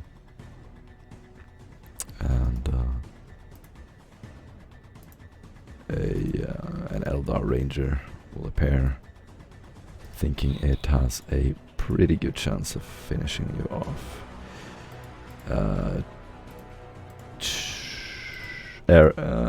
Commissar, do a -50 dodge. Holy shit. This is in the left arm.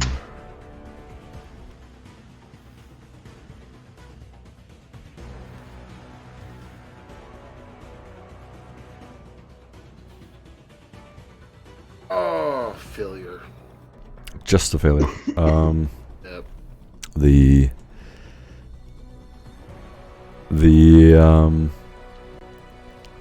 Eldar long rifle is going to fire.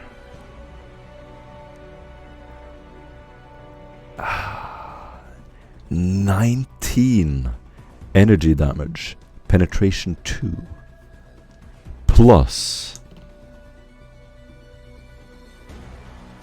12 energy damage. What? Yup. Shit.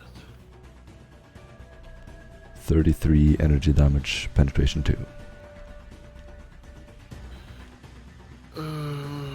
Fuck, I should have given you my inspiration.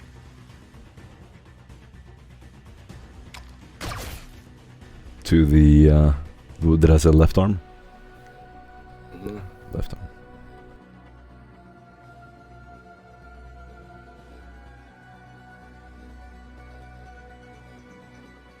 Do you have any shields? What are your wounds? Come on, No. Aaron. Come on, Aaron. Hold on. Come on, man. You gotta know your wounds. I know. So that is minus.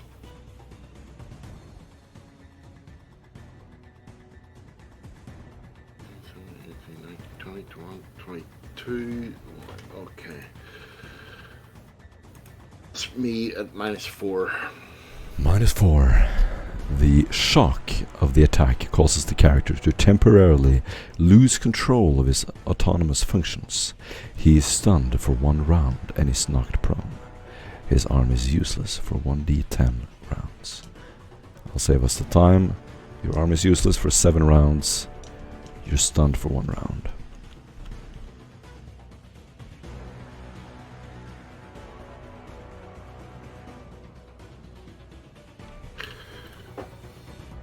Oh my god, I've just finished his backstory. Well, you're prone, so you're not much of a target at least. Did you... the awareness test. You failed.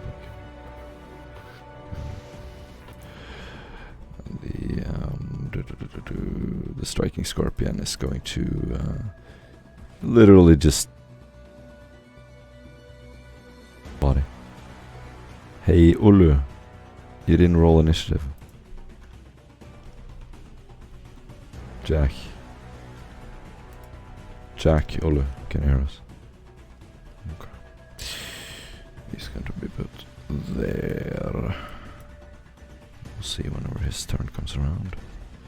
Jack, dude, seriously, we actually need you. Yeah, we kind of need you, Jack.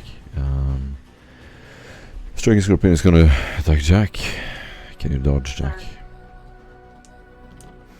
Olu, Jack, can you dodge? Alright. Striking Scorpion is going to attack.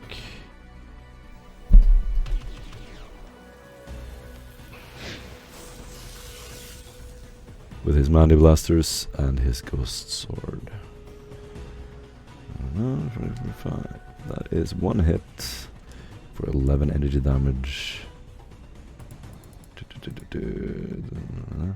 He must succeed. He succeeded, so he's not stunned. And the Ghost Sword is going to be a hit to the body for 24 damage. I'm gonna look at his sheets. Let's see.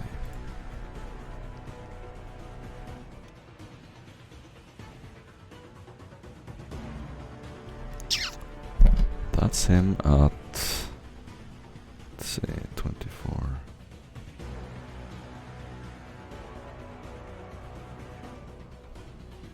He is at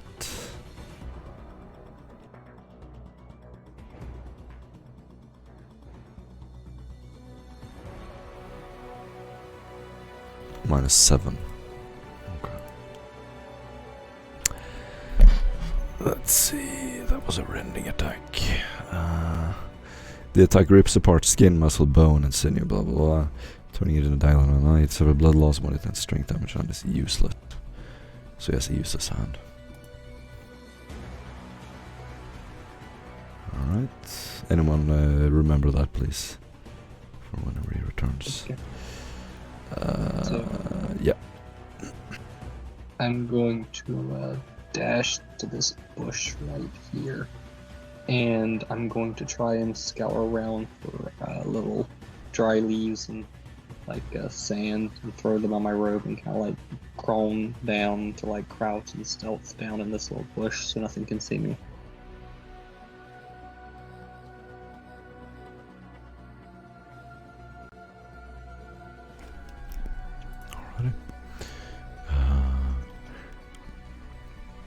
You and There's Sam also- are hidden until you do anything. There's also +20 to awareness checks from the stuff, from the Auspex, up Let's, to a certain distance. let's see. You can see several literal attack force, small army, suddenly appears out of the sand, and they seem to just be going for a full assault now.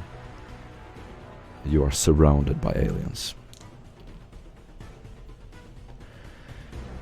Mr. Sergei. No, he cannot see you, my bad. Did Ulu go down? Did I say anything about him being prone? No, I think it was only the hand. Alright. I'm gonna shoot Jack. That is the other hand. Let's see.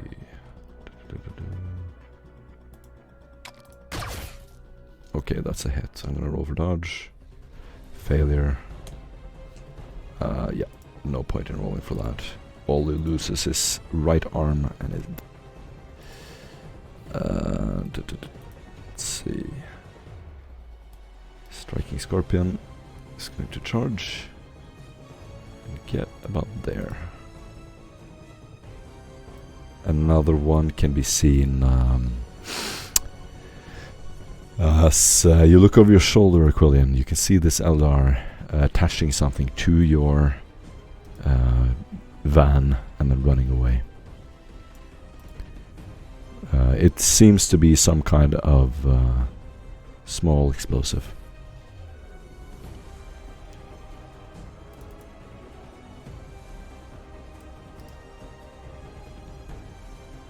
Let's see, Commissar Reichardt, you're out, right? Yeah, he's lying on the ground at the Yep. moment and is, what I call, going to say, for the fox. Sam! Where the hell are you? Kill that witch now! Striking Scorpion is going to run right up to the knight.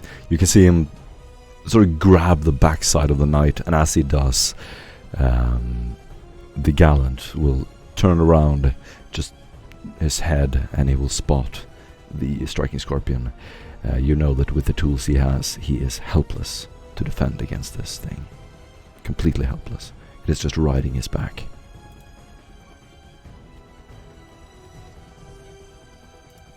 Sergey. So you're gonna see a man just lying underneath, kind of right next to the tire of the car, and he's gonna aim at that guy on the bat, and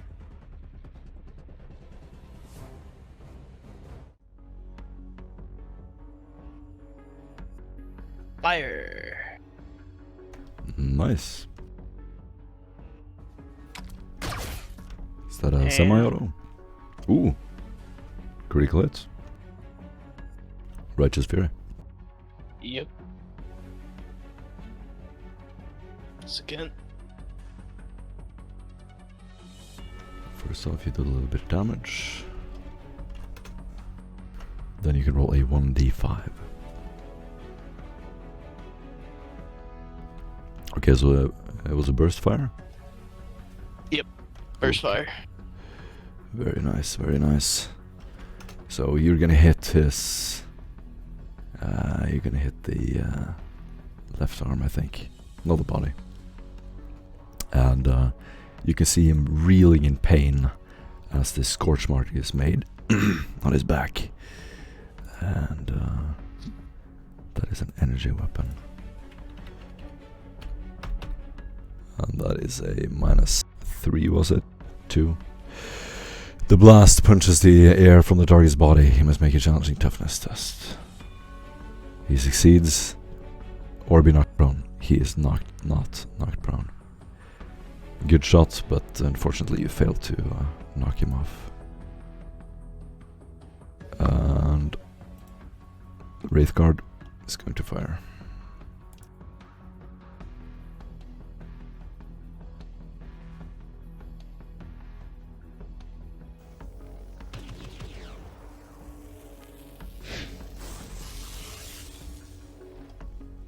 The Wraith Cannon is going to... It's going to hit. Teenage judgment. No damage.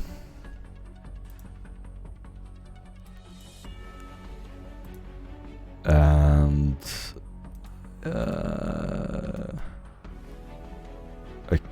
no, actually he's out of range. He's just gonna run. Go ahead, Commissar. Are you still stunned? Okay, so he's gonna take a deep breath, arch his back, flip up onto his feet. As he lands, what he called, he gives off a sort of thing, but then takes his pistol. Sorry, hold on. And aims it directly at the head of the Dari that's sitting in front of him.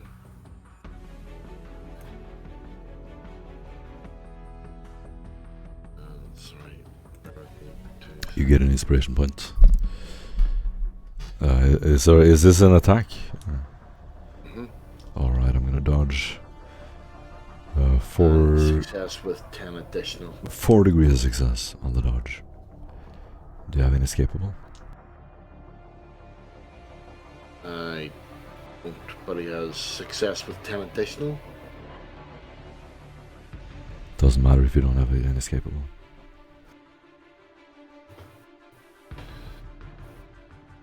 I think you as a commissar have an escapable attack. If Tavi was involved in the creation of this. I don't. Probably haven't. I guarantee you have it. Go ahead and roll damage. That's a hit to the right arm, I think.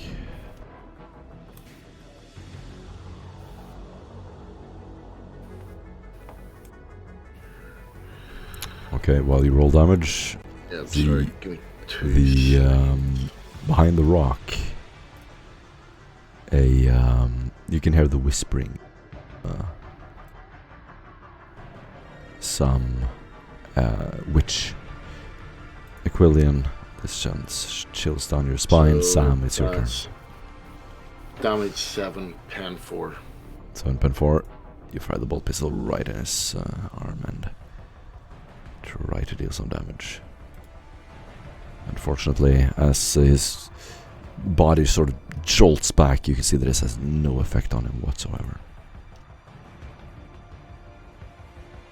At which point then he takes out his sword, ignites it, and goes and basically what he called with a look of a stance. Awesome.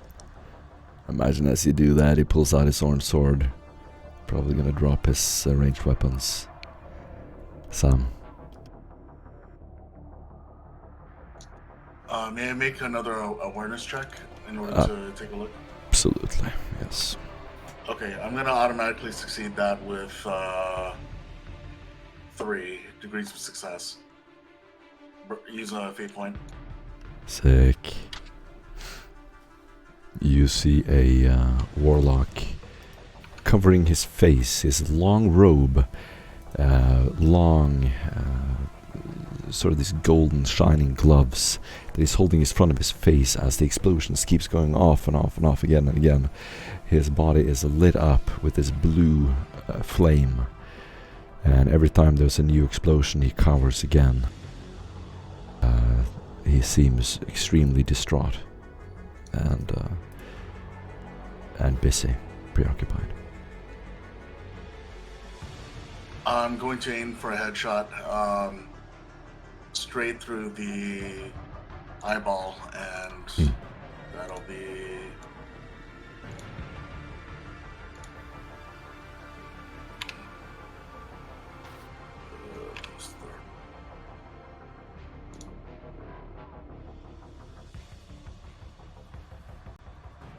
Three degrees of success. Sick. He's not gonna dodge, he's not even looking anywhere, so he has nothing to dodge. That's Rich's Fury as well. Yep. Good job. Nice. Oh no. It's gonna be So that's 24 pen 4, pen 7, excuse me. 24 pen 7, and 1 on the Righteous Fury.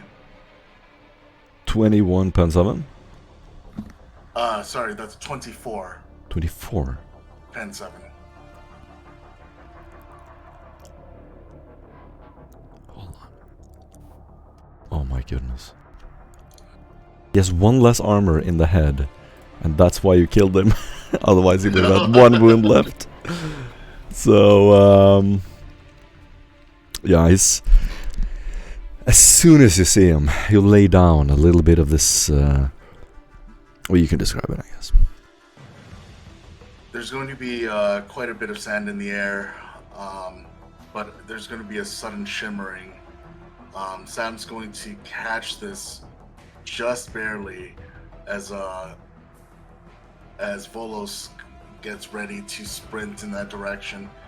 He lets off a single shot, going straight through the eye and out the back of the head. It's a clean shot.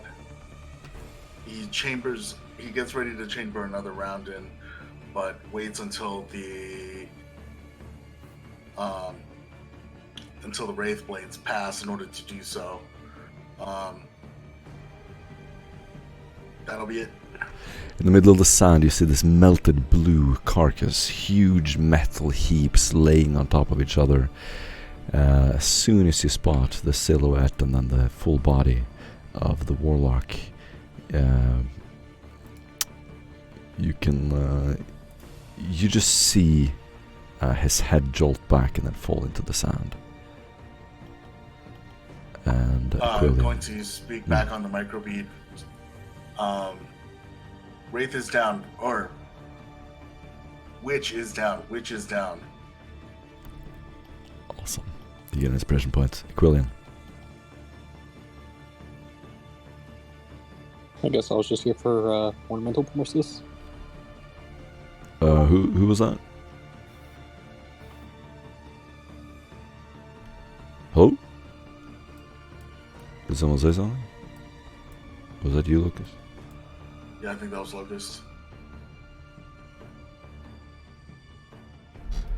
So probably something about the kill. Brad, okay. Lucas, if you're not on the... you need to actually what it's called roll to get it on the turn. You would see the sand change direction as this weapon comes out from Aquilian's hand, smacking into the Eldar that is trying to ride upon the knight, smacking him off of the knight and prone onto the ground, dealing 7 impacts, 2 pin to the body. Aquilian, are you looking at the screen? Yeah. Yeah, you need to move your token. Yeah, I already did my attack. Look at where you are.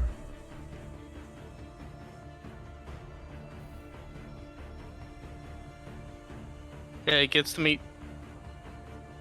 Boom. Okay. What are you doing, Aquilian? Hitting him with a sail. A sail. Okay. Alright.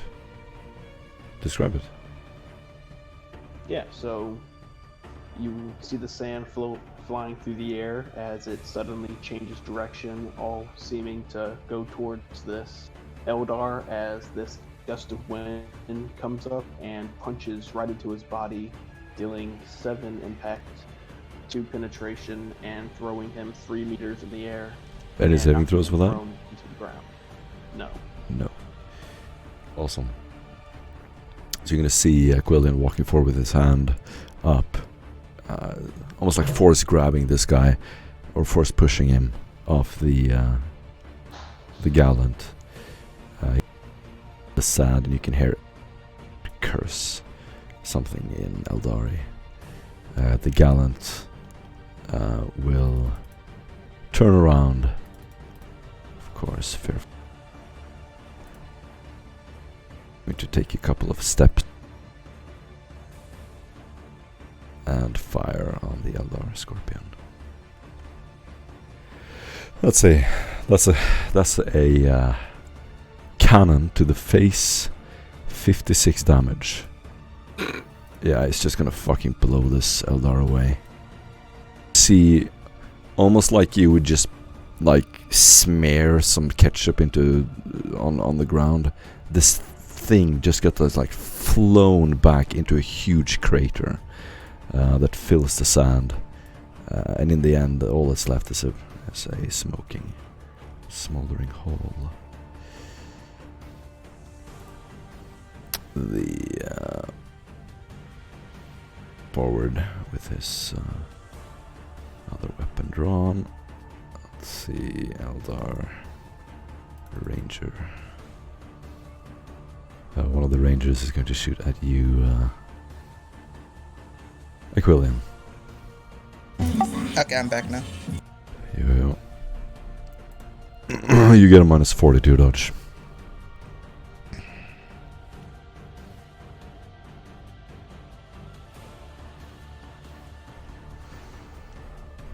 It's going to be a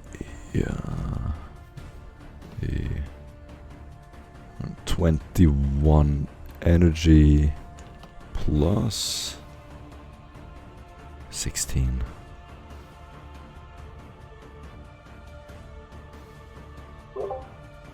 Success with 4 additional. Even with the penalty? Even with the minus 40, yeah. Oh, foreboding, yeah. That is correct. The bullet is going to fly over your head, barely saving your life.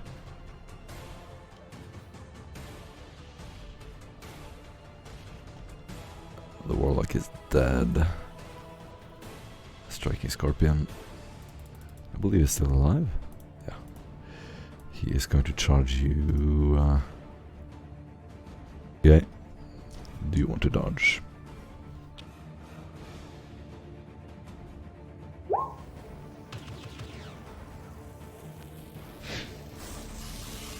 No dodge, okay. Sergey, you're going to be hit by Mandy Blasters first. That's to the body and then also to the body. 12 energy and a stun. Sergey, if you're here, you're being attacked. Sergey is going to be stunned and he's taking 12 energy for penetration. Sergey is swapping over to his phone. Okay. He's asking for us to take over his rolls. Cool. You can roll a, or I already rolled for him this turn at least. Thank you. Go ahead and roll a toughness for him if you would like. If anyone has a sheet. Straight toughness? Straight toughness.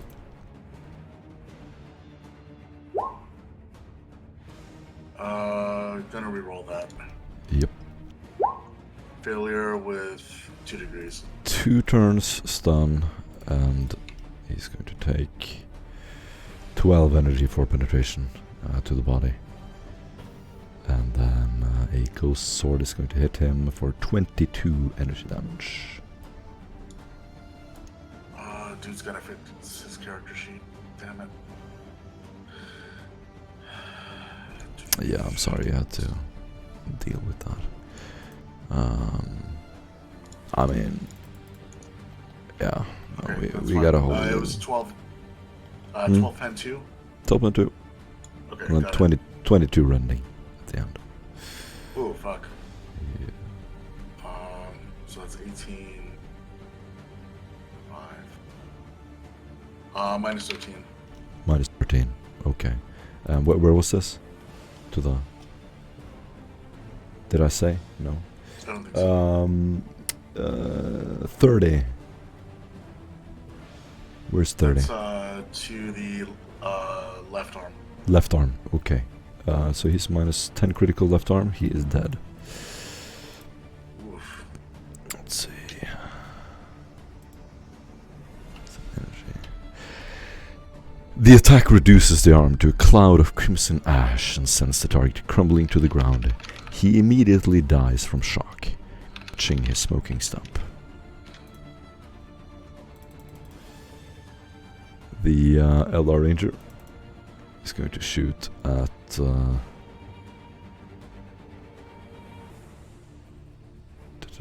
He has nowhere to shoot at. He's going to run. Knowing he can't deal any damage to the knight. Striking You skipped over my turn. Go ahead. Yeah, I was just gonna rush over to here so that I could position myself to eventually grapple onto the larger one. So I'm just gonna hide behind this thing for now. Cool. Striking Scorpion. He's going to run over here, protect his warlock. But not before detonating one of your vehicles, which is now a smoking wreck.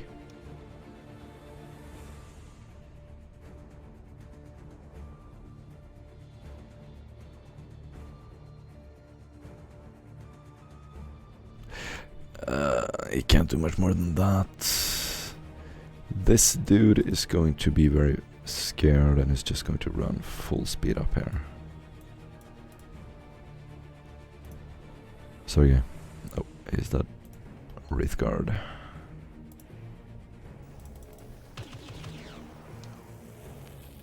Going to attack.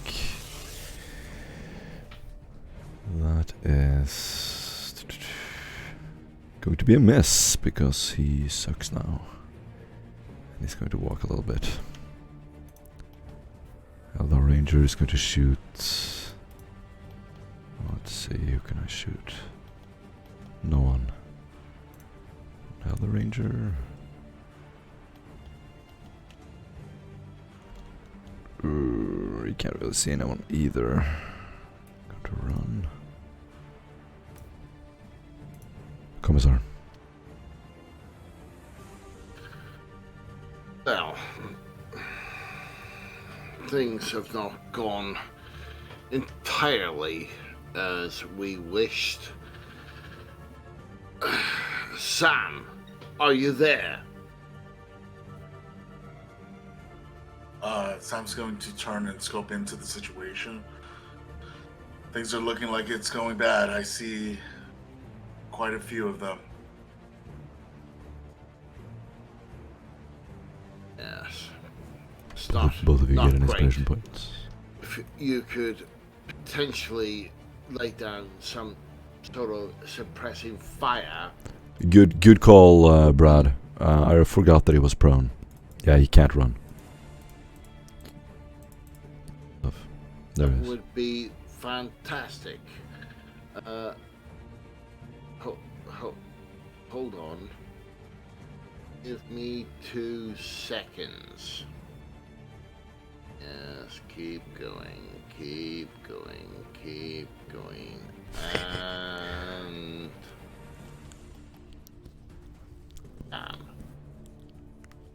Is this you directing him on the... Oh, no, there he is.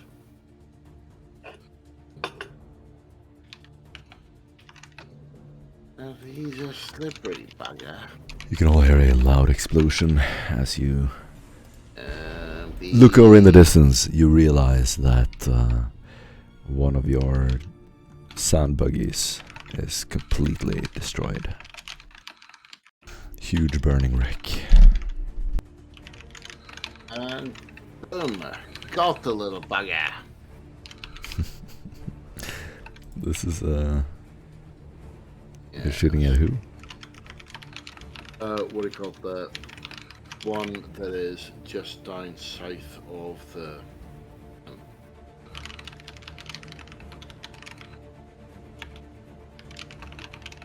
I'm shooting at him.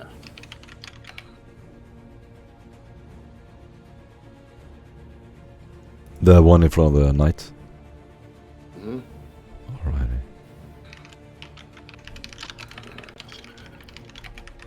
Sam, we can hear a lot of typing.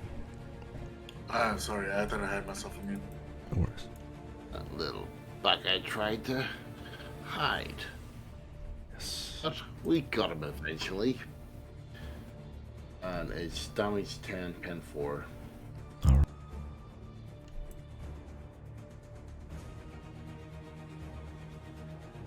Damage 7, pen 4. Anything else? Yeah, he's gonna move into the cover. Excellent. The other's striking scorpion is shot and in the body, and he's going to, just as he gets up, he's going to jump backwards, reeling in pain. And that's it. Or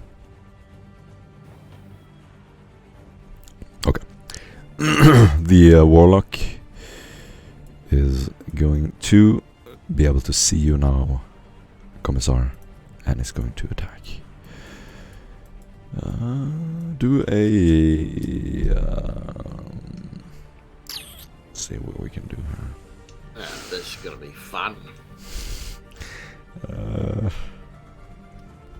Let's see, do I have enough range to do? 80 meters. Yes, I do. Do a willpower test. Again, bugger. 80 meters range. And yeah, I'm gonna do is a success.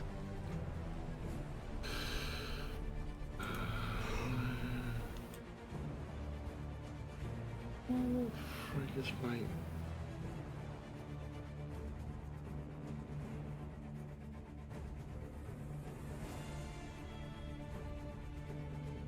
Alright, give me 2 seconds.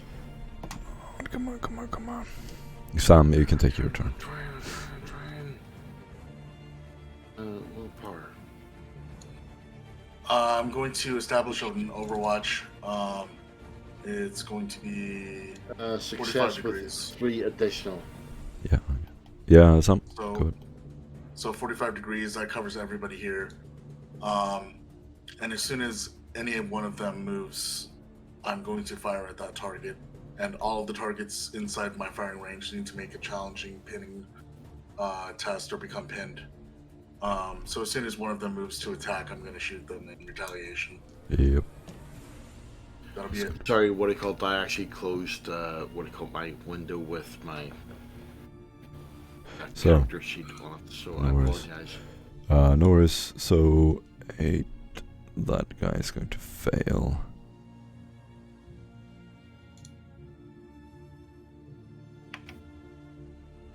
I'm gonna make a little arrow symbol for everyone who's suppressed. Let's see. He's not suppressed. Not suppressed. Eldar Ranger. So this covers pretty much everyone, doesn't it? It covers everyone in that range. Yep. One of the ranges is suppressed. The only one that isn't suppressed is this one down here. This guy. Yeah. He's behind cover. This dude succeeds.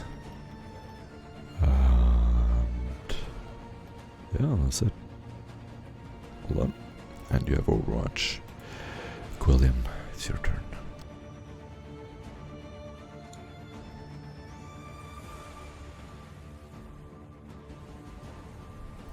Brad, your warband needs you. I'm pretty sure. Quillian, take Where are you? out that warlock. Take that witch out.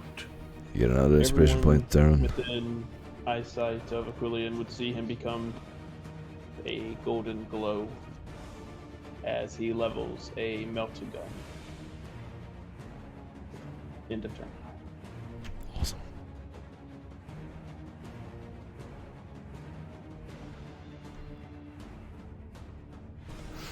You get an inspiration point, Brad.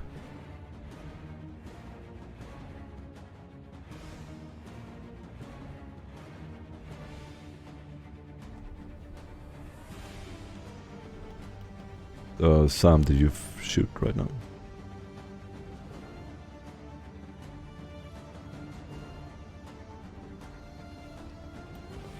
Brad, are you doing something? No. I just cast my warp power, so I'm not able to do anything. Okay, tell us what's happening, Brad. Yeah, I already explained me casting my warp power, become transfused with that golden aura, encompassing my body as I level a melting gun with Eldar Scorpion in front. Okay, your microphone is very low, so it's hard to hear you. Cool. The gallant. So, didn't actually fire the melting gun at the warlock.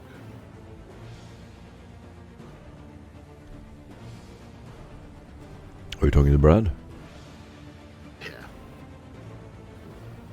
Okay, we need to be stick to 15-20 seconds and be sharp here, everyone. Otherwise these things are going to take forever. Knight is going to attack Eldar Striking Scorpion. He's going to attempt to dodge. An escapable attack with the double gun, and it's going to blow this thing away.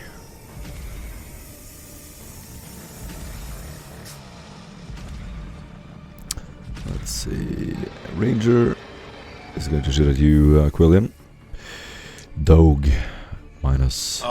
That one immediately takes, unless it's not within the firing It's the one in cover, unfortunately. Okay. Yeah. But let's see now. 67. I need to check his. That might be exactly a miss. Yeah, that's a miss. Actually, it's gonna shoot over your head, Quillian. Scorpion. He's going to charge you. Immediately takes 19, 10, 7. Nice. So a completely silent attack.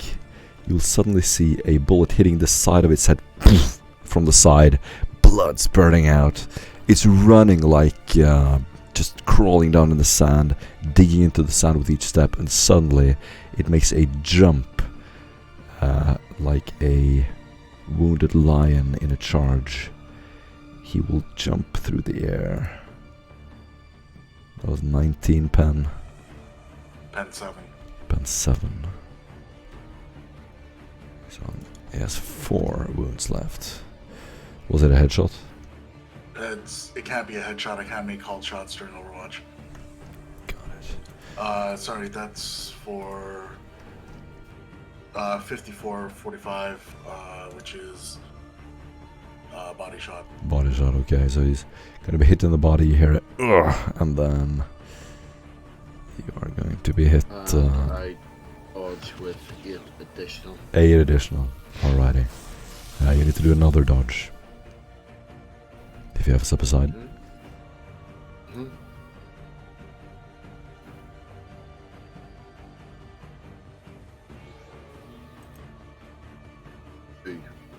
2. Great.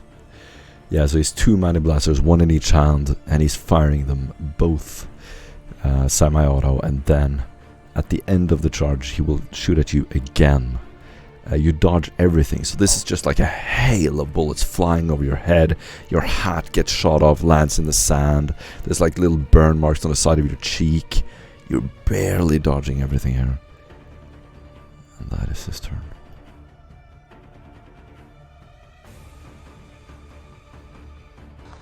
Okay, so I didn't know how much movement sprint gave, but I'm going to try and move to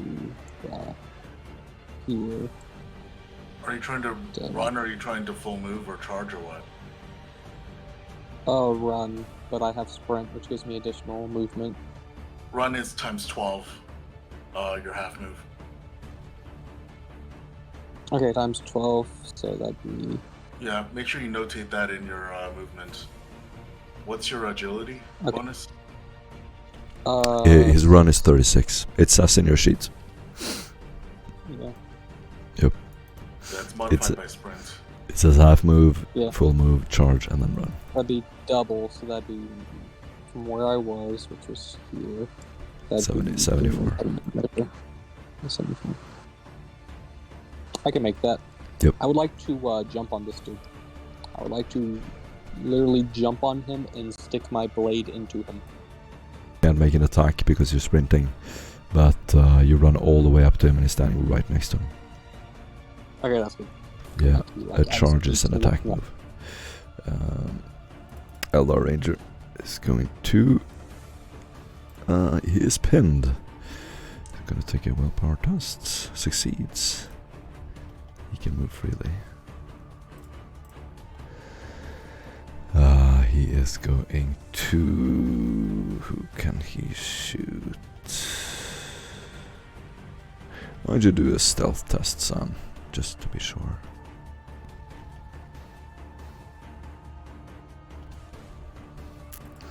You too, Voros.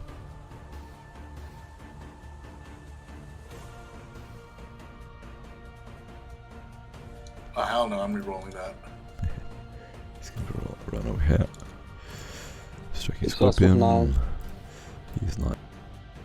Do you want to do?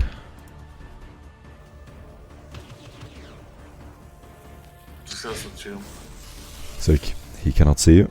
And he cannot see Voros either. Especially not Voros. You can take 2 dodges if you want to dodge. Brad. See, this alien is like leaning down, running at you, wearing a mask, blue armor, 2 blasters integrated into each hand, and it's like stretching out one hand, firing, stretching out the other, firing, stretching out the first. As soon as he goes in to do whatever he is as soon as he enters within range. He eats my shield face first. Nah, you gotta do a dodge first. He fires Oh, at it has to range and be- then closes range. Okay, my bad. Yeah. No, these guys can shoot while they run, so he is firing at range.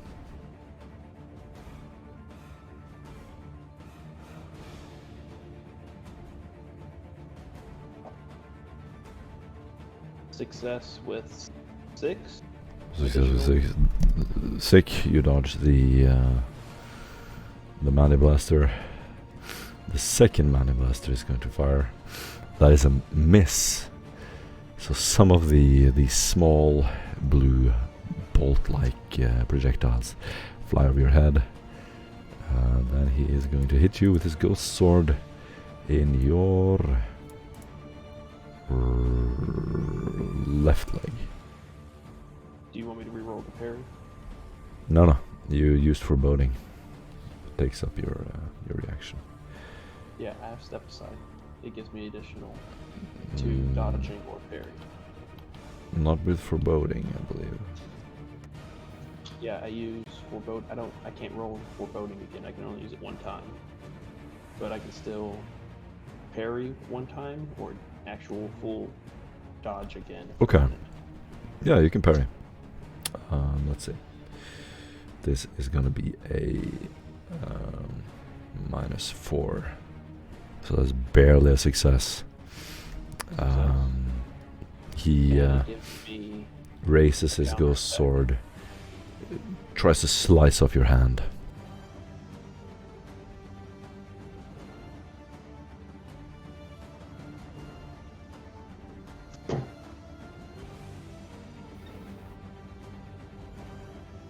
Okay, I know he gets another Mani Blaster attack. Forgot about his free. And that is going to be a 9 energy penetration. 9 energy penetration 3 to the body, and you need to do a toughness test. It does no damage. Does no damage. Alrighty. And then the Wraith Guard. You also take 9 impact damage. 9 impact damage. Wraith Guard is going to fire from afar. Volos the Impaired, you're standing right underneath his giant cannon. You can now see these blue beams of energy circling the weapon, gathering in the front and releasing a giant round, slowly hovering through the air. And this is actually going to hit the main hull of the Gallant. Oof. So Gallant Aubustin right now is, there's a lot of smoke coming from his engine. It is on fire. He is almost dead.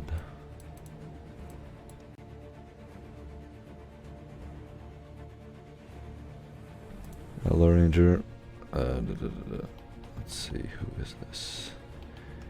He is going to... Yeah, you can't see anyone. Running closer. Other Eldar Ranger can barely... You can see you, Commissar. Do you want to dodge? You get a -20 on this one. Sorry, plus -15 total.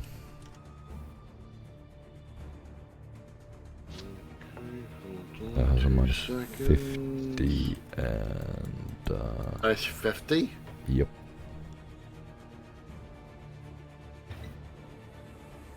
Okay.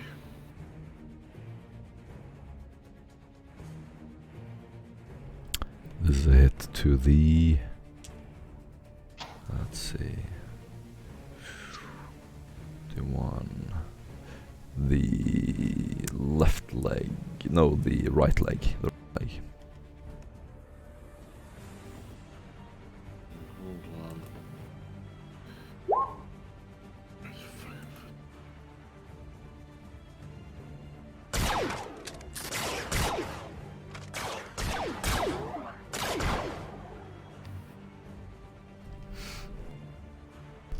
This is going to deal... Did you dodge? Yes, success with 1. Good, because that would have been a kill shot. You're still alive. Wait, do you still have a reaction? Because you dodged 2 attacks from the Elder Striking Scorpion. I'm sorry, Commissar, but you don't have any dodges left. Is anyone disagreeing?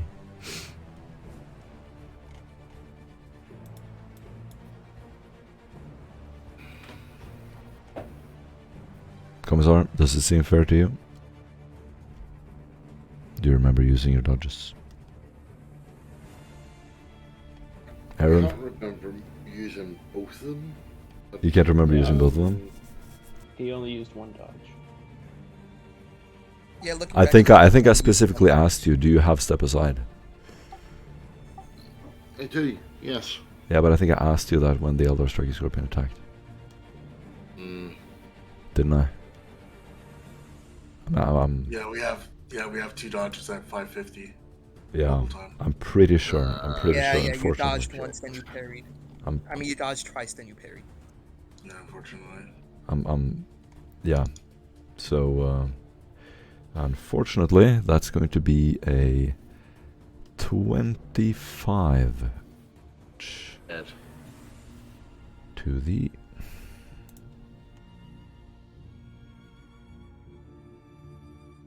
to the left arm. Oh, maybe not dead. Maybe not dead. Maybe use fate. Maybe use fate. Oh yes, I'll use a fate point. Okay. Keep myself alive. The warlock is going to... Did we skip you, Volos the Impaired? No, I'm just making rolls. Okay. This thing does not die. No, it's great that you're doing rolls beforehand. Just I had those rolls, and that fucking warlock was dead. the warlock is going to run around the corner.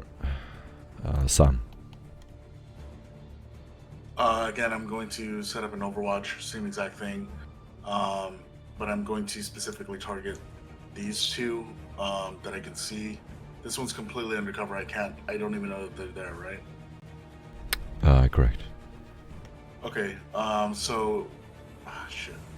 So I'll set up a kill zone from here to here instead then. And if one of them shoots first or fires first, I'm gonna hit them. But otherwise, the pinning test from all of them as soon as one of them shoots. So not yet. Okay. Yeah, it goes after my shot exists. Alright. Quillen? Yes.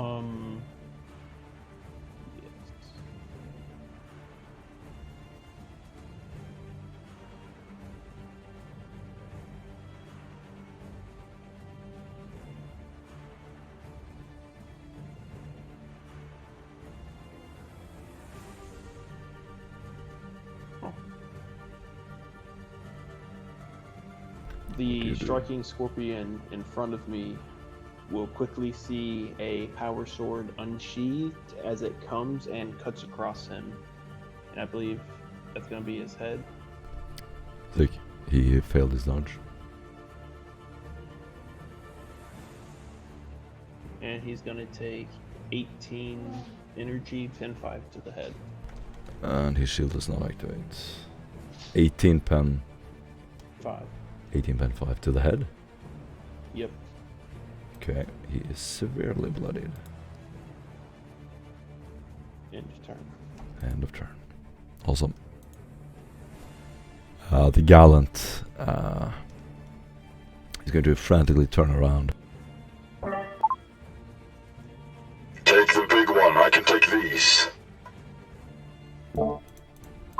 as he shoots the ranger. So he gets a lot of dodge. Forget it. Yeah. Ranger is going to be melted across the sand. This ranger will shoot at... he's actually going to run out... No. Let's see... So there's only really Brad left, isn't there? Yeah, we're gonna run. There. And the striking scorpion will not charge because he can't get far enough, but it will run up to you, Brad. Boros. Okay, so I made 4 attack rolls because of my lightning strike, and I'm doing 75 damage with 5 piercing with each attack.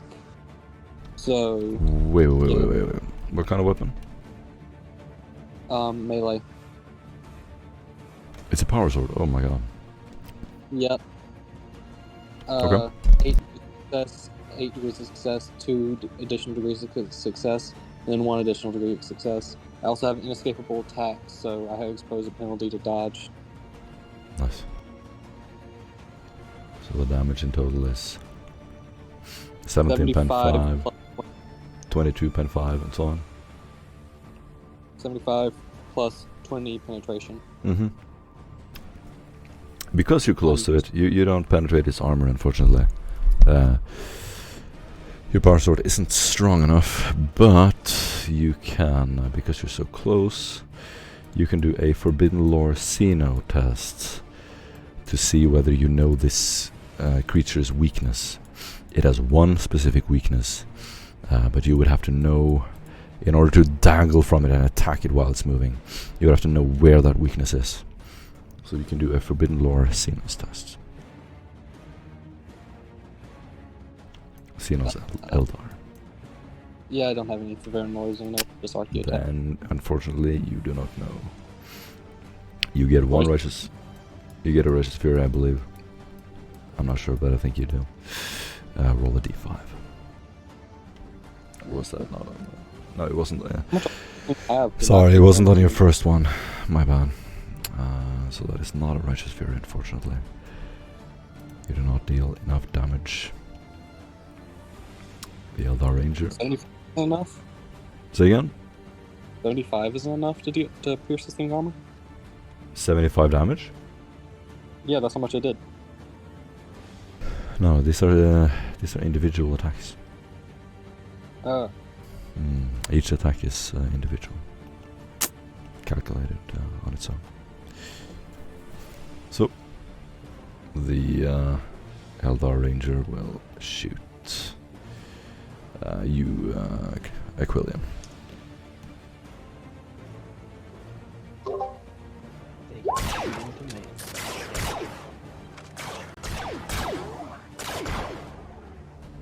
Doge. Do you succeed? Do you have any dodges? Or did you? Yes. Yeah. Okay. Come on, man.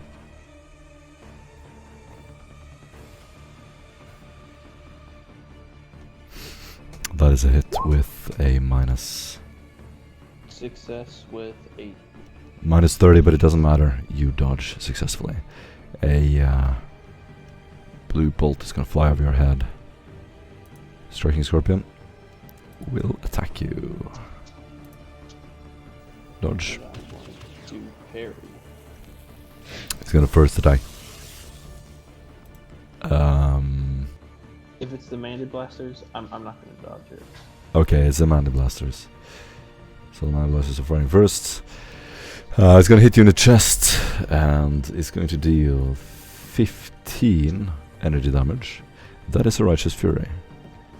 Jesus And Christ. you take a Righteous Fury 4 to the chest. 15 energy, 3 penetration.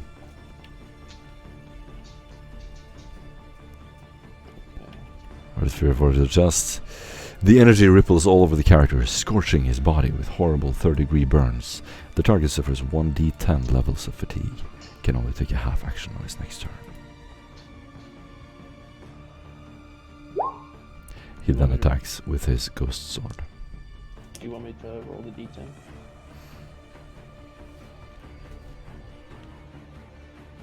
Yep. 9. You have 9 fatigue. Well, good thing I can reduce it by 1 each session, so I have 8. Yes. And you are... yeah, half action. He's gonna attack with his ghost sword. Do you have another dodge? I'm going to parry it with piece of success. That is barely a hit. You parry it successfully. And I have Counterattack. for making successive parry. That success with 8 to an 11 to adjust the body. Awesome.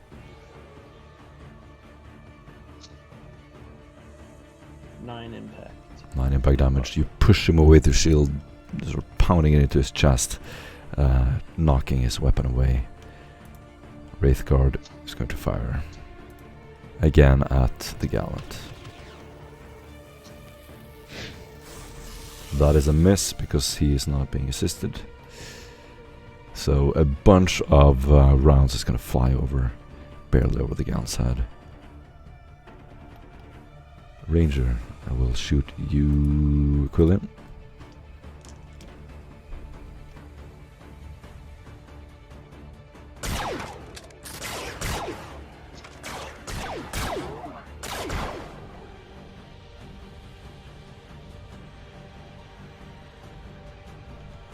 How are you doing?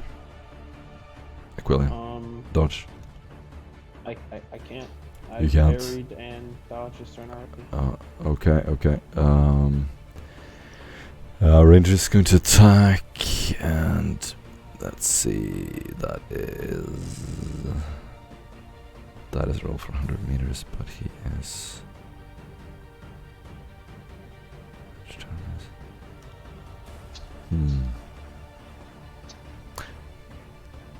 It's barely a miss. The other ranger is going to shoot. Let's see if he can see you. Oh, he's dead. Warlock is going to attack you. Do a willpower save.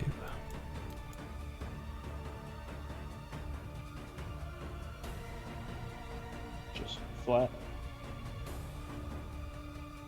Yes, flat. Is this to resist? It's an opposed psychic power. Okay, just making sure.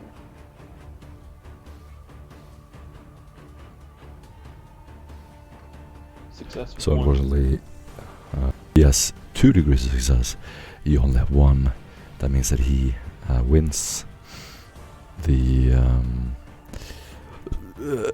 effect is that you lose 2 armor to everything, and your weapons jam on any failed attack.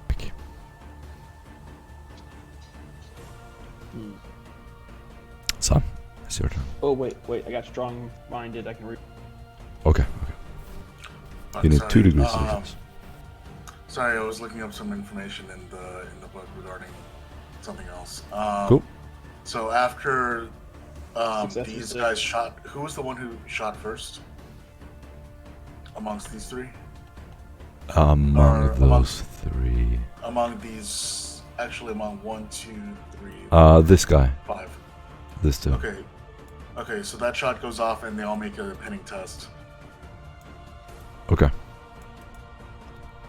That should have happened before all of this, unfortunately. Yeah, I apologize. No, it's my bad. I should have reminded you, probably. He fails, and he succeeds. 1 fail. 2 successes. 1 fail, 2 successes.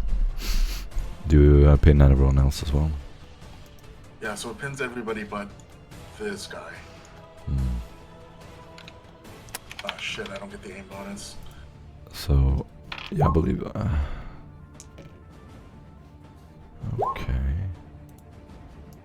And that's 8 and 7. 8.7 on to this this dude? one. Okay. He's not gonna dodge. 8.7. He is badly wounded. He's gonna fall into the sand, just crawling across the sand, carrying his weapon on his back. You think you can hear screaming in the distance. Quillian. That was just for the previous move. Oh, Or okay. For the previous turn, sorry. And I'm going to go ahead and do the same thing. Just trying to negate their movement. So same range. Again, firing in Suppressive fire? this time. Overwatch. Okay, Overwatch. Yep. Here to here. Yeah, I can't suppressing fire. Who's there? Is anyone still alive?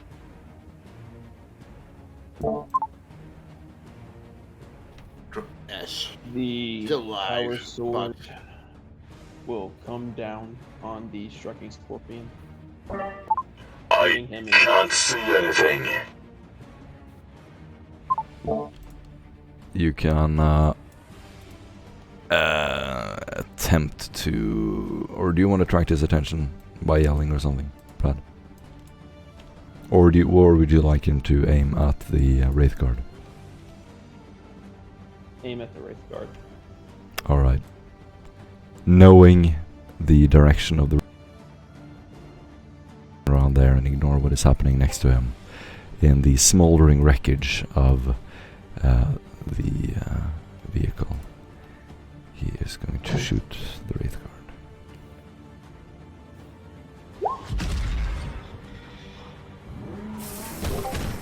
Let's see.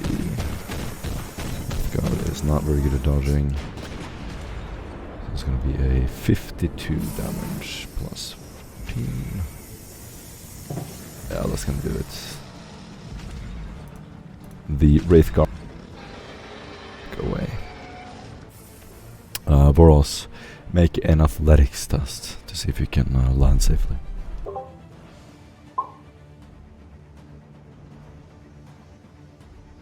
You can choose between athletics or acrobatics. Sick. Okay. Wait, did I actually succeed that? Yes. Okay, I thought I was going to say I was going to do acrobatics, so never mind then. So you take a backflip or like jump sideways off the thing just as the impact lands on the Wraith Guard. It will just turn into melted blue ice cream. It is truly dead. Sam. Oh, you're preparing your thing. Okay. Real quick, I got 2 degrees of success on a hit. Oh, we skipped your turn? Yeah. Okay. Cool. 2 degrees. I will dodge. 1 degree of success on the dodge. I guess you beat that. Yeah. So that's it. 13 damage, 5 pin to the body. 13 5 pin to the body. Okay. Perfect. The striking scorpion is bloodied. Badly injured as you jolt the power sword into his side. You see a little spurt of blood, and they bleed red as the sand is filled with red blood. The striking scorpion is going to shoot you. You can dodge with a -20. I will dodge. Brad. Yeah, I'm not gonna dodge. Okay. That will be that'll be a hit to the body. 23 energy damage. With the Manda Blasters? Oh, this is one of the snipers. Oh, whoa. Yeah, I'm dodging that. You're dodging that, okay. Yeah, maybe that's a good idea. If you have a dodge, probably should dodge it. Where is it? You said it was minus 20. Mm-hmm. Success. Oh, yeah, you're with fine. 7. Flies over your head. Elor striking Scorpion is pinned. He's going to try to get out of the pen. He fails to get out of the pen. So he's just going to run back to succeed. You may have saved Quillian's life there, Sam. Also, this one takes 13 pen summon. 13 pen summon. That's... Sorry, to the head. That's gonna do it. Leaning down in the little bit of foliage there is here, you will just see through your reticle, you will see his head close up as he is shooting your friends one by one. He fires off a shot at Quillian. You're not sure if Quillian is dead. And just as he does, you feel this rage of vengeance surge through you as you hear the cries of your comrades through the microbeat. And the next thing you see, the Eldar is dead in the sand. Voros.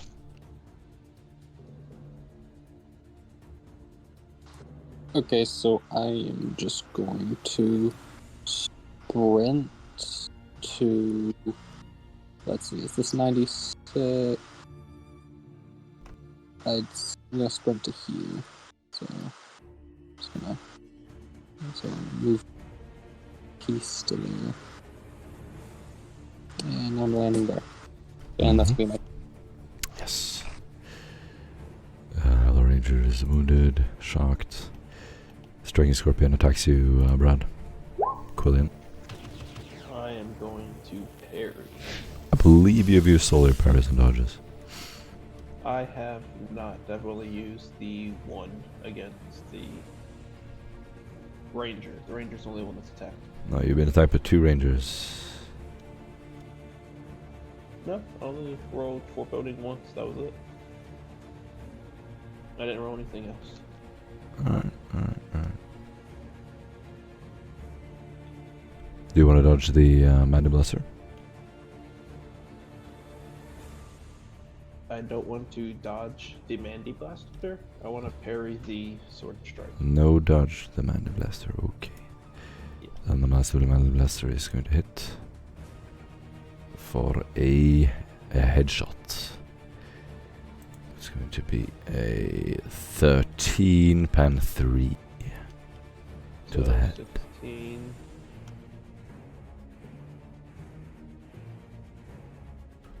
Are you still alive? Yes. Yes, you need to take a toughness test. No. Wait, you said it was 13, pin 3? Mm-hmm.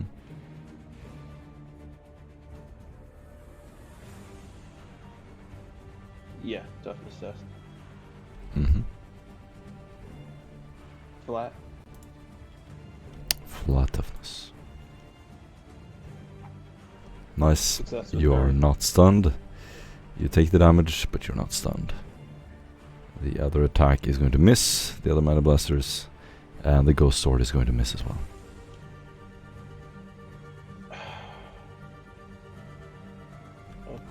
Alrighty. Wreathguard is dead. Ranger will shoot you. Oh, I guess Sequillian. And it is going to be a hit to the body. 4. Let's see. Success with 3 on the dodge. You don't have any dodges left? I do. Nope. Definitely Yeah. don't. I No. definitely do. No. I've only used foreboding once. You said everything else missed. You dodged the sword, didn't you, just now? Or? No. You said the sword didn't missed. hit. You said everything else missed besides the ranger's headshot. Huh? You haven't? You haven't used 2 dodges? No, I haven't. Are you sure, Brad? I am very sure. Alrighty. We're gonna check the tapes to see if this is legit. Better not lie. I'm not. I don't have to. Yeah, I'm looking through the list. I don't see him using a dodge for a while. Alright. Okay. I am very tired, so my memory might be failing me. That is an opposed test then. How many degrees did you get? Opposed psychic. Or opposed willpower, correct? No. It is a inescapable attack. 0 degrees of success. Oh, well, what's On the dodge. Yeah, what's the negative modifier? How many degrees did you get? Alright, let me roll it first.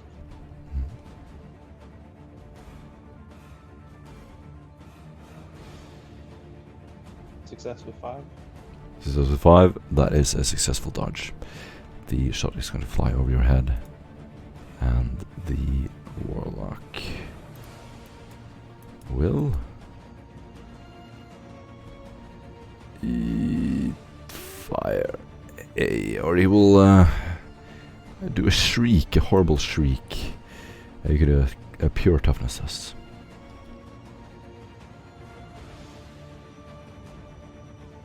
Success with 2. Success with 2. Very, very nice. You take 20 energy damage. Jesus Christ. It is a loud shriek that goes through your bones and leaves you shaking. Does it hit my body? To the body. Sam.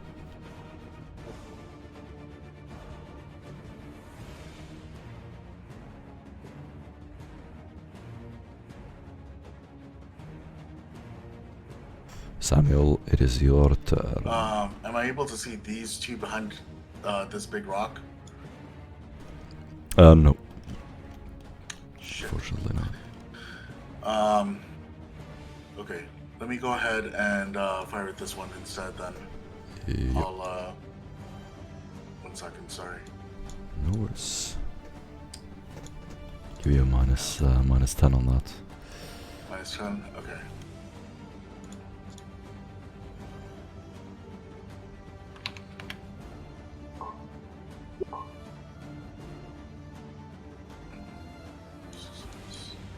Damn, I'm rolling hella high now. 10, pen 7. Oh. Almost dead. 2 wounds left. Severely wounded as you see him sort of crouching down in the sand, clutching his chest in pain. Aquilian. I am going to hit the Eldar in front of me again with the power sword.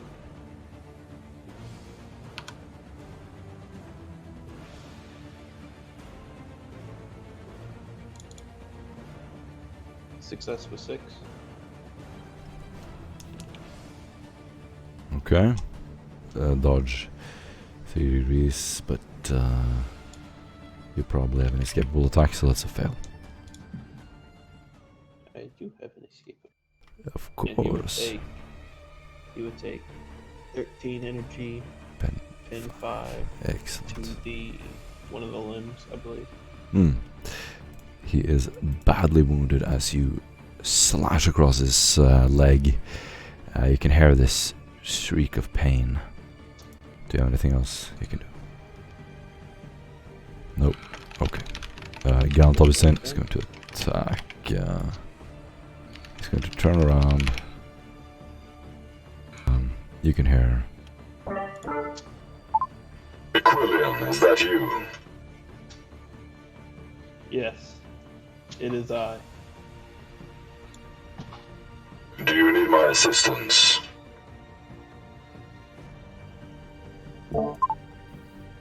Yes, there seems to be a pesky warlock. He can't see, so he's going to fire randomly. He has a 30% chance to hit you.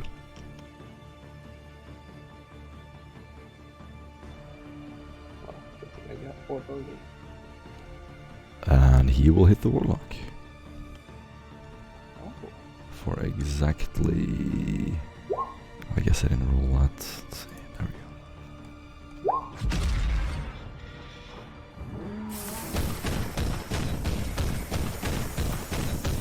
Yeah, no,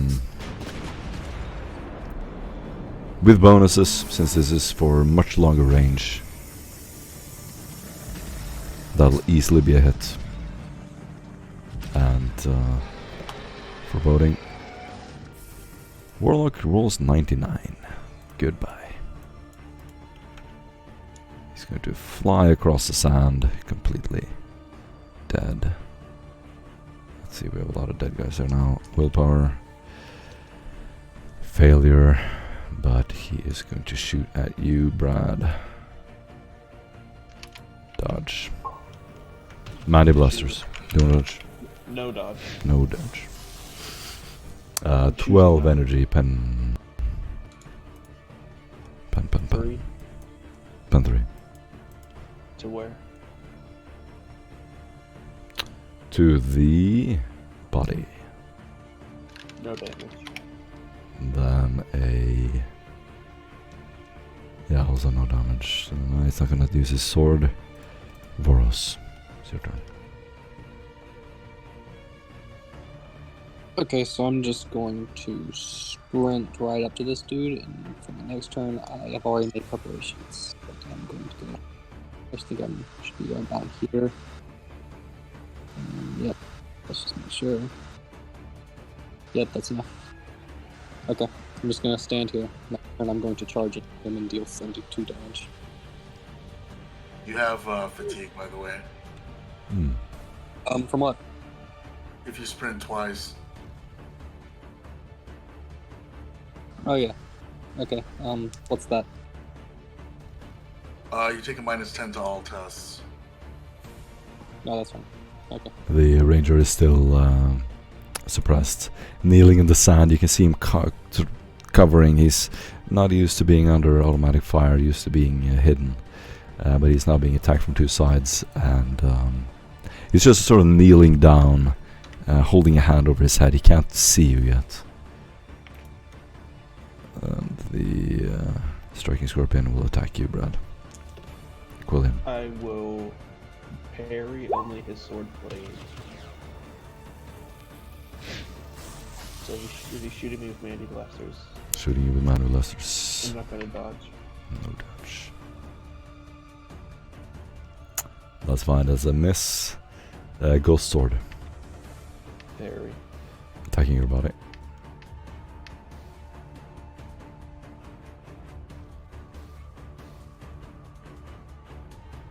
Success to 3. You get an attack. Okay. This is on his turn. Yeah.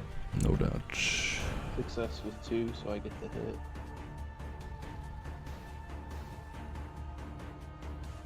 Ooh, Righteous Fury. Sick. He is dead. Him in half. And with that, your odds are such and their odds are such that I'm going to round it off and give you the victory. Can I kill this other Eldar striking scorpion before he runs off? Can I? Dead. Okay, guys. Can I do my 73 this one dude because I want to see him just obliterated. Yep, you got it. Roll, everybody roll. They're all suppressed, bloodied, wounded. Whoever's alive is just completely shaken and broken. Guys, the end scene of the fortress. All of you gather in front.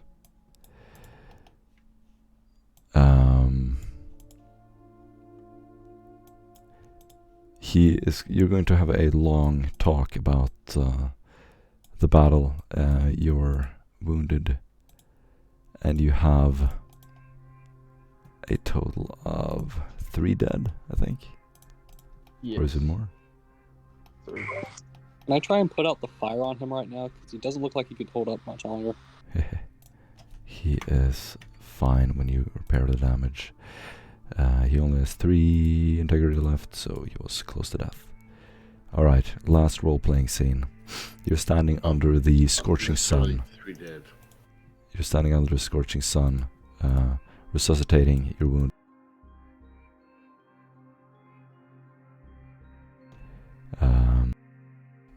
The gallant Augustine has informed you that you've won the battle, but there will be more of them. And he now wants you to leave. Does anyone want to say or ask him anything? Do you not have Medicaid facilities here? We have nothing. This is a warehouse. But I know that House Charney have everything you need. There weren't many of you there. You could win this war. You fought gallantly. We thank you, Sir Knight. And they were far from home. They're not trying to wipe us out. They're after the treasure. There is a chance no one returns. I'll stay here and... Why don't you accompany us? We do need protection for the ship. Yes, and with them now destroyed and whatever remained scattered to the wind, we could move this said treasure, and this would just be another empty death spot for them. Nothing left. Do a minus 60 charm test. Anyone can do it. This dude just leave.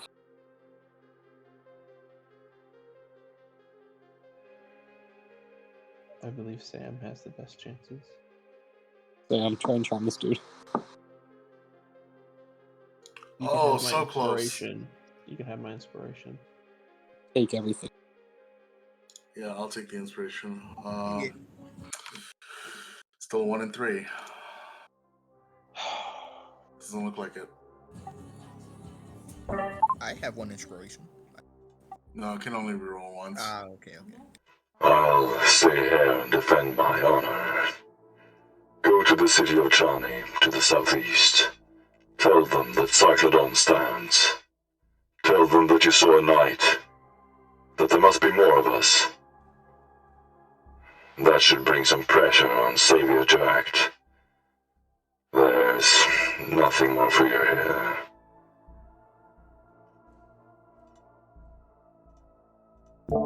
He turns around and with thundering steps will start to walk back to the fortress.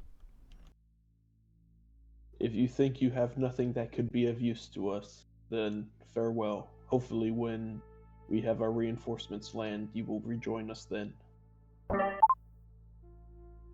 If I know that the fortress is safe, I will join you. May the God Emperor protect you, as it has us. May Danu light upon you. Farewell, my friends. Well fought. With the tired steps, he's going to walk into the glass dome and disappear. You get on your vehicles and begin the drive, only having one target, and you can roll the D100. Am I awake yet? Everyone who's dead will slowly wake up on the journey. And, I want to use my endurance to heal everybody by 5. Yeah. And before we left, I will grab the soul stones from these Eldar, along with 3 ghost blades. Driving through the desert, you will spend some time regaining your wounds. You're going to travel for about 3 days. I want to make sure that we also collect the body of the Colossus. The the large Eldari that we fought, as well as one of these rangers, so that we can bring it over to the Manufactorum and possibly find some kind of anti-cloak device or manufacture one. The ranger has a light Eldar mesh armor. He has a camellia-lined cloak and a spirit stone. Yeah, You also retrieve his Eldar long rifle. I want to take the arm of the big dude that we killed. Alright, I wrote it Hmm. down. His arm. Okay. Driving through the desert sand, anyone can roll a d100. The heat is starting to wear on you. And, oh, very nice. Without running into any challenges, you will drive through the desert toward Chani. Or do you want to go somewhere else? I mean, it is assumed. You have some other directions as well. Any forest nearby? Any greenery? Nothing. Nothing at all. Just mountain ranges. Where do you want to go? Maybe we can just scour around, look for places. You'll be driving a long time. But you can do that. What direction do you want to drive in? Due northeast. Northeast. Okay.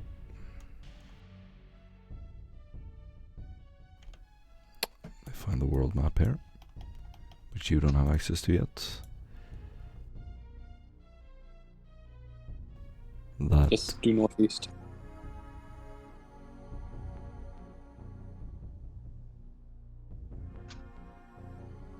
driving back and forth, you're going to spend about 20% of your fuel doing this.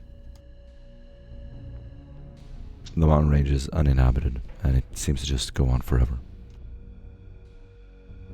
blocking your way. Odd. Almost seems like we're trapped here for plot reasons. I think we should go back to the ship.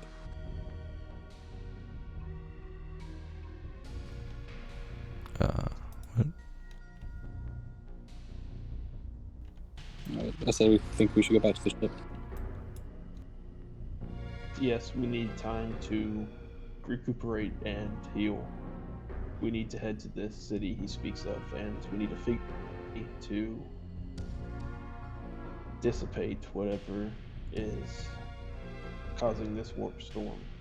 We need to get. Okay, guys, the session is rounding. Where do you want to go? Back to the ship? Yeah, sure. Ship. Everybody? Yeah, ship. Ship? Yeah, sure. We'll end the session on the ship, returning to Hector.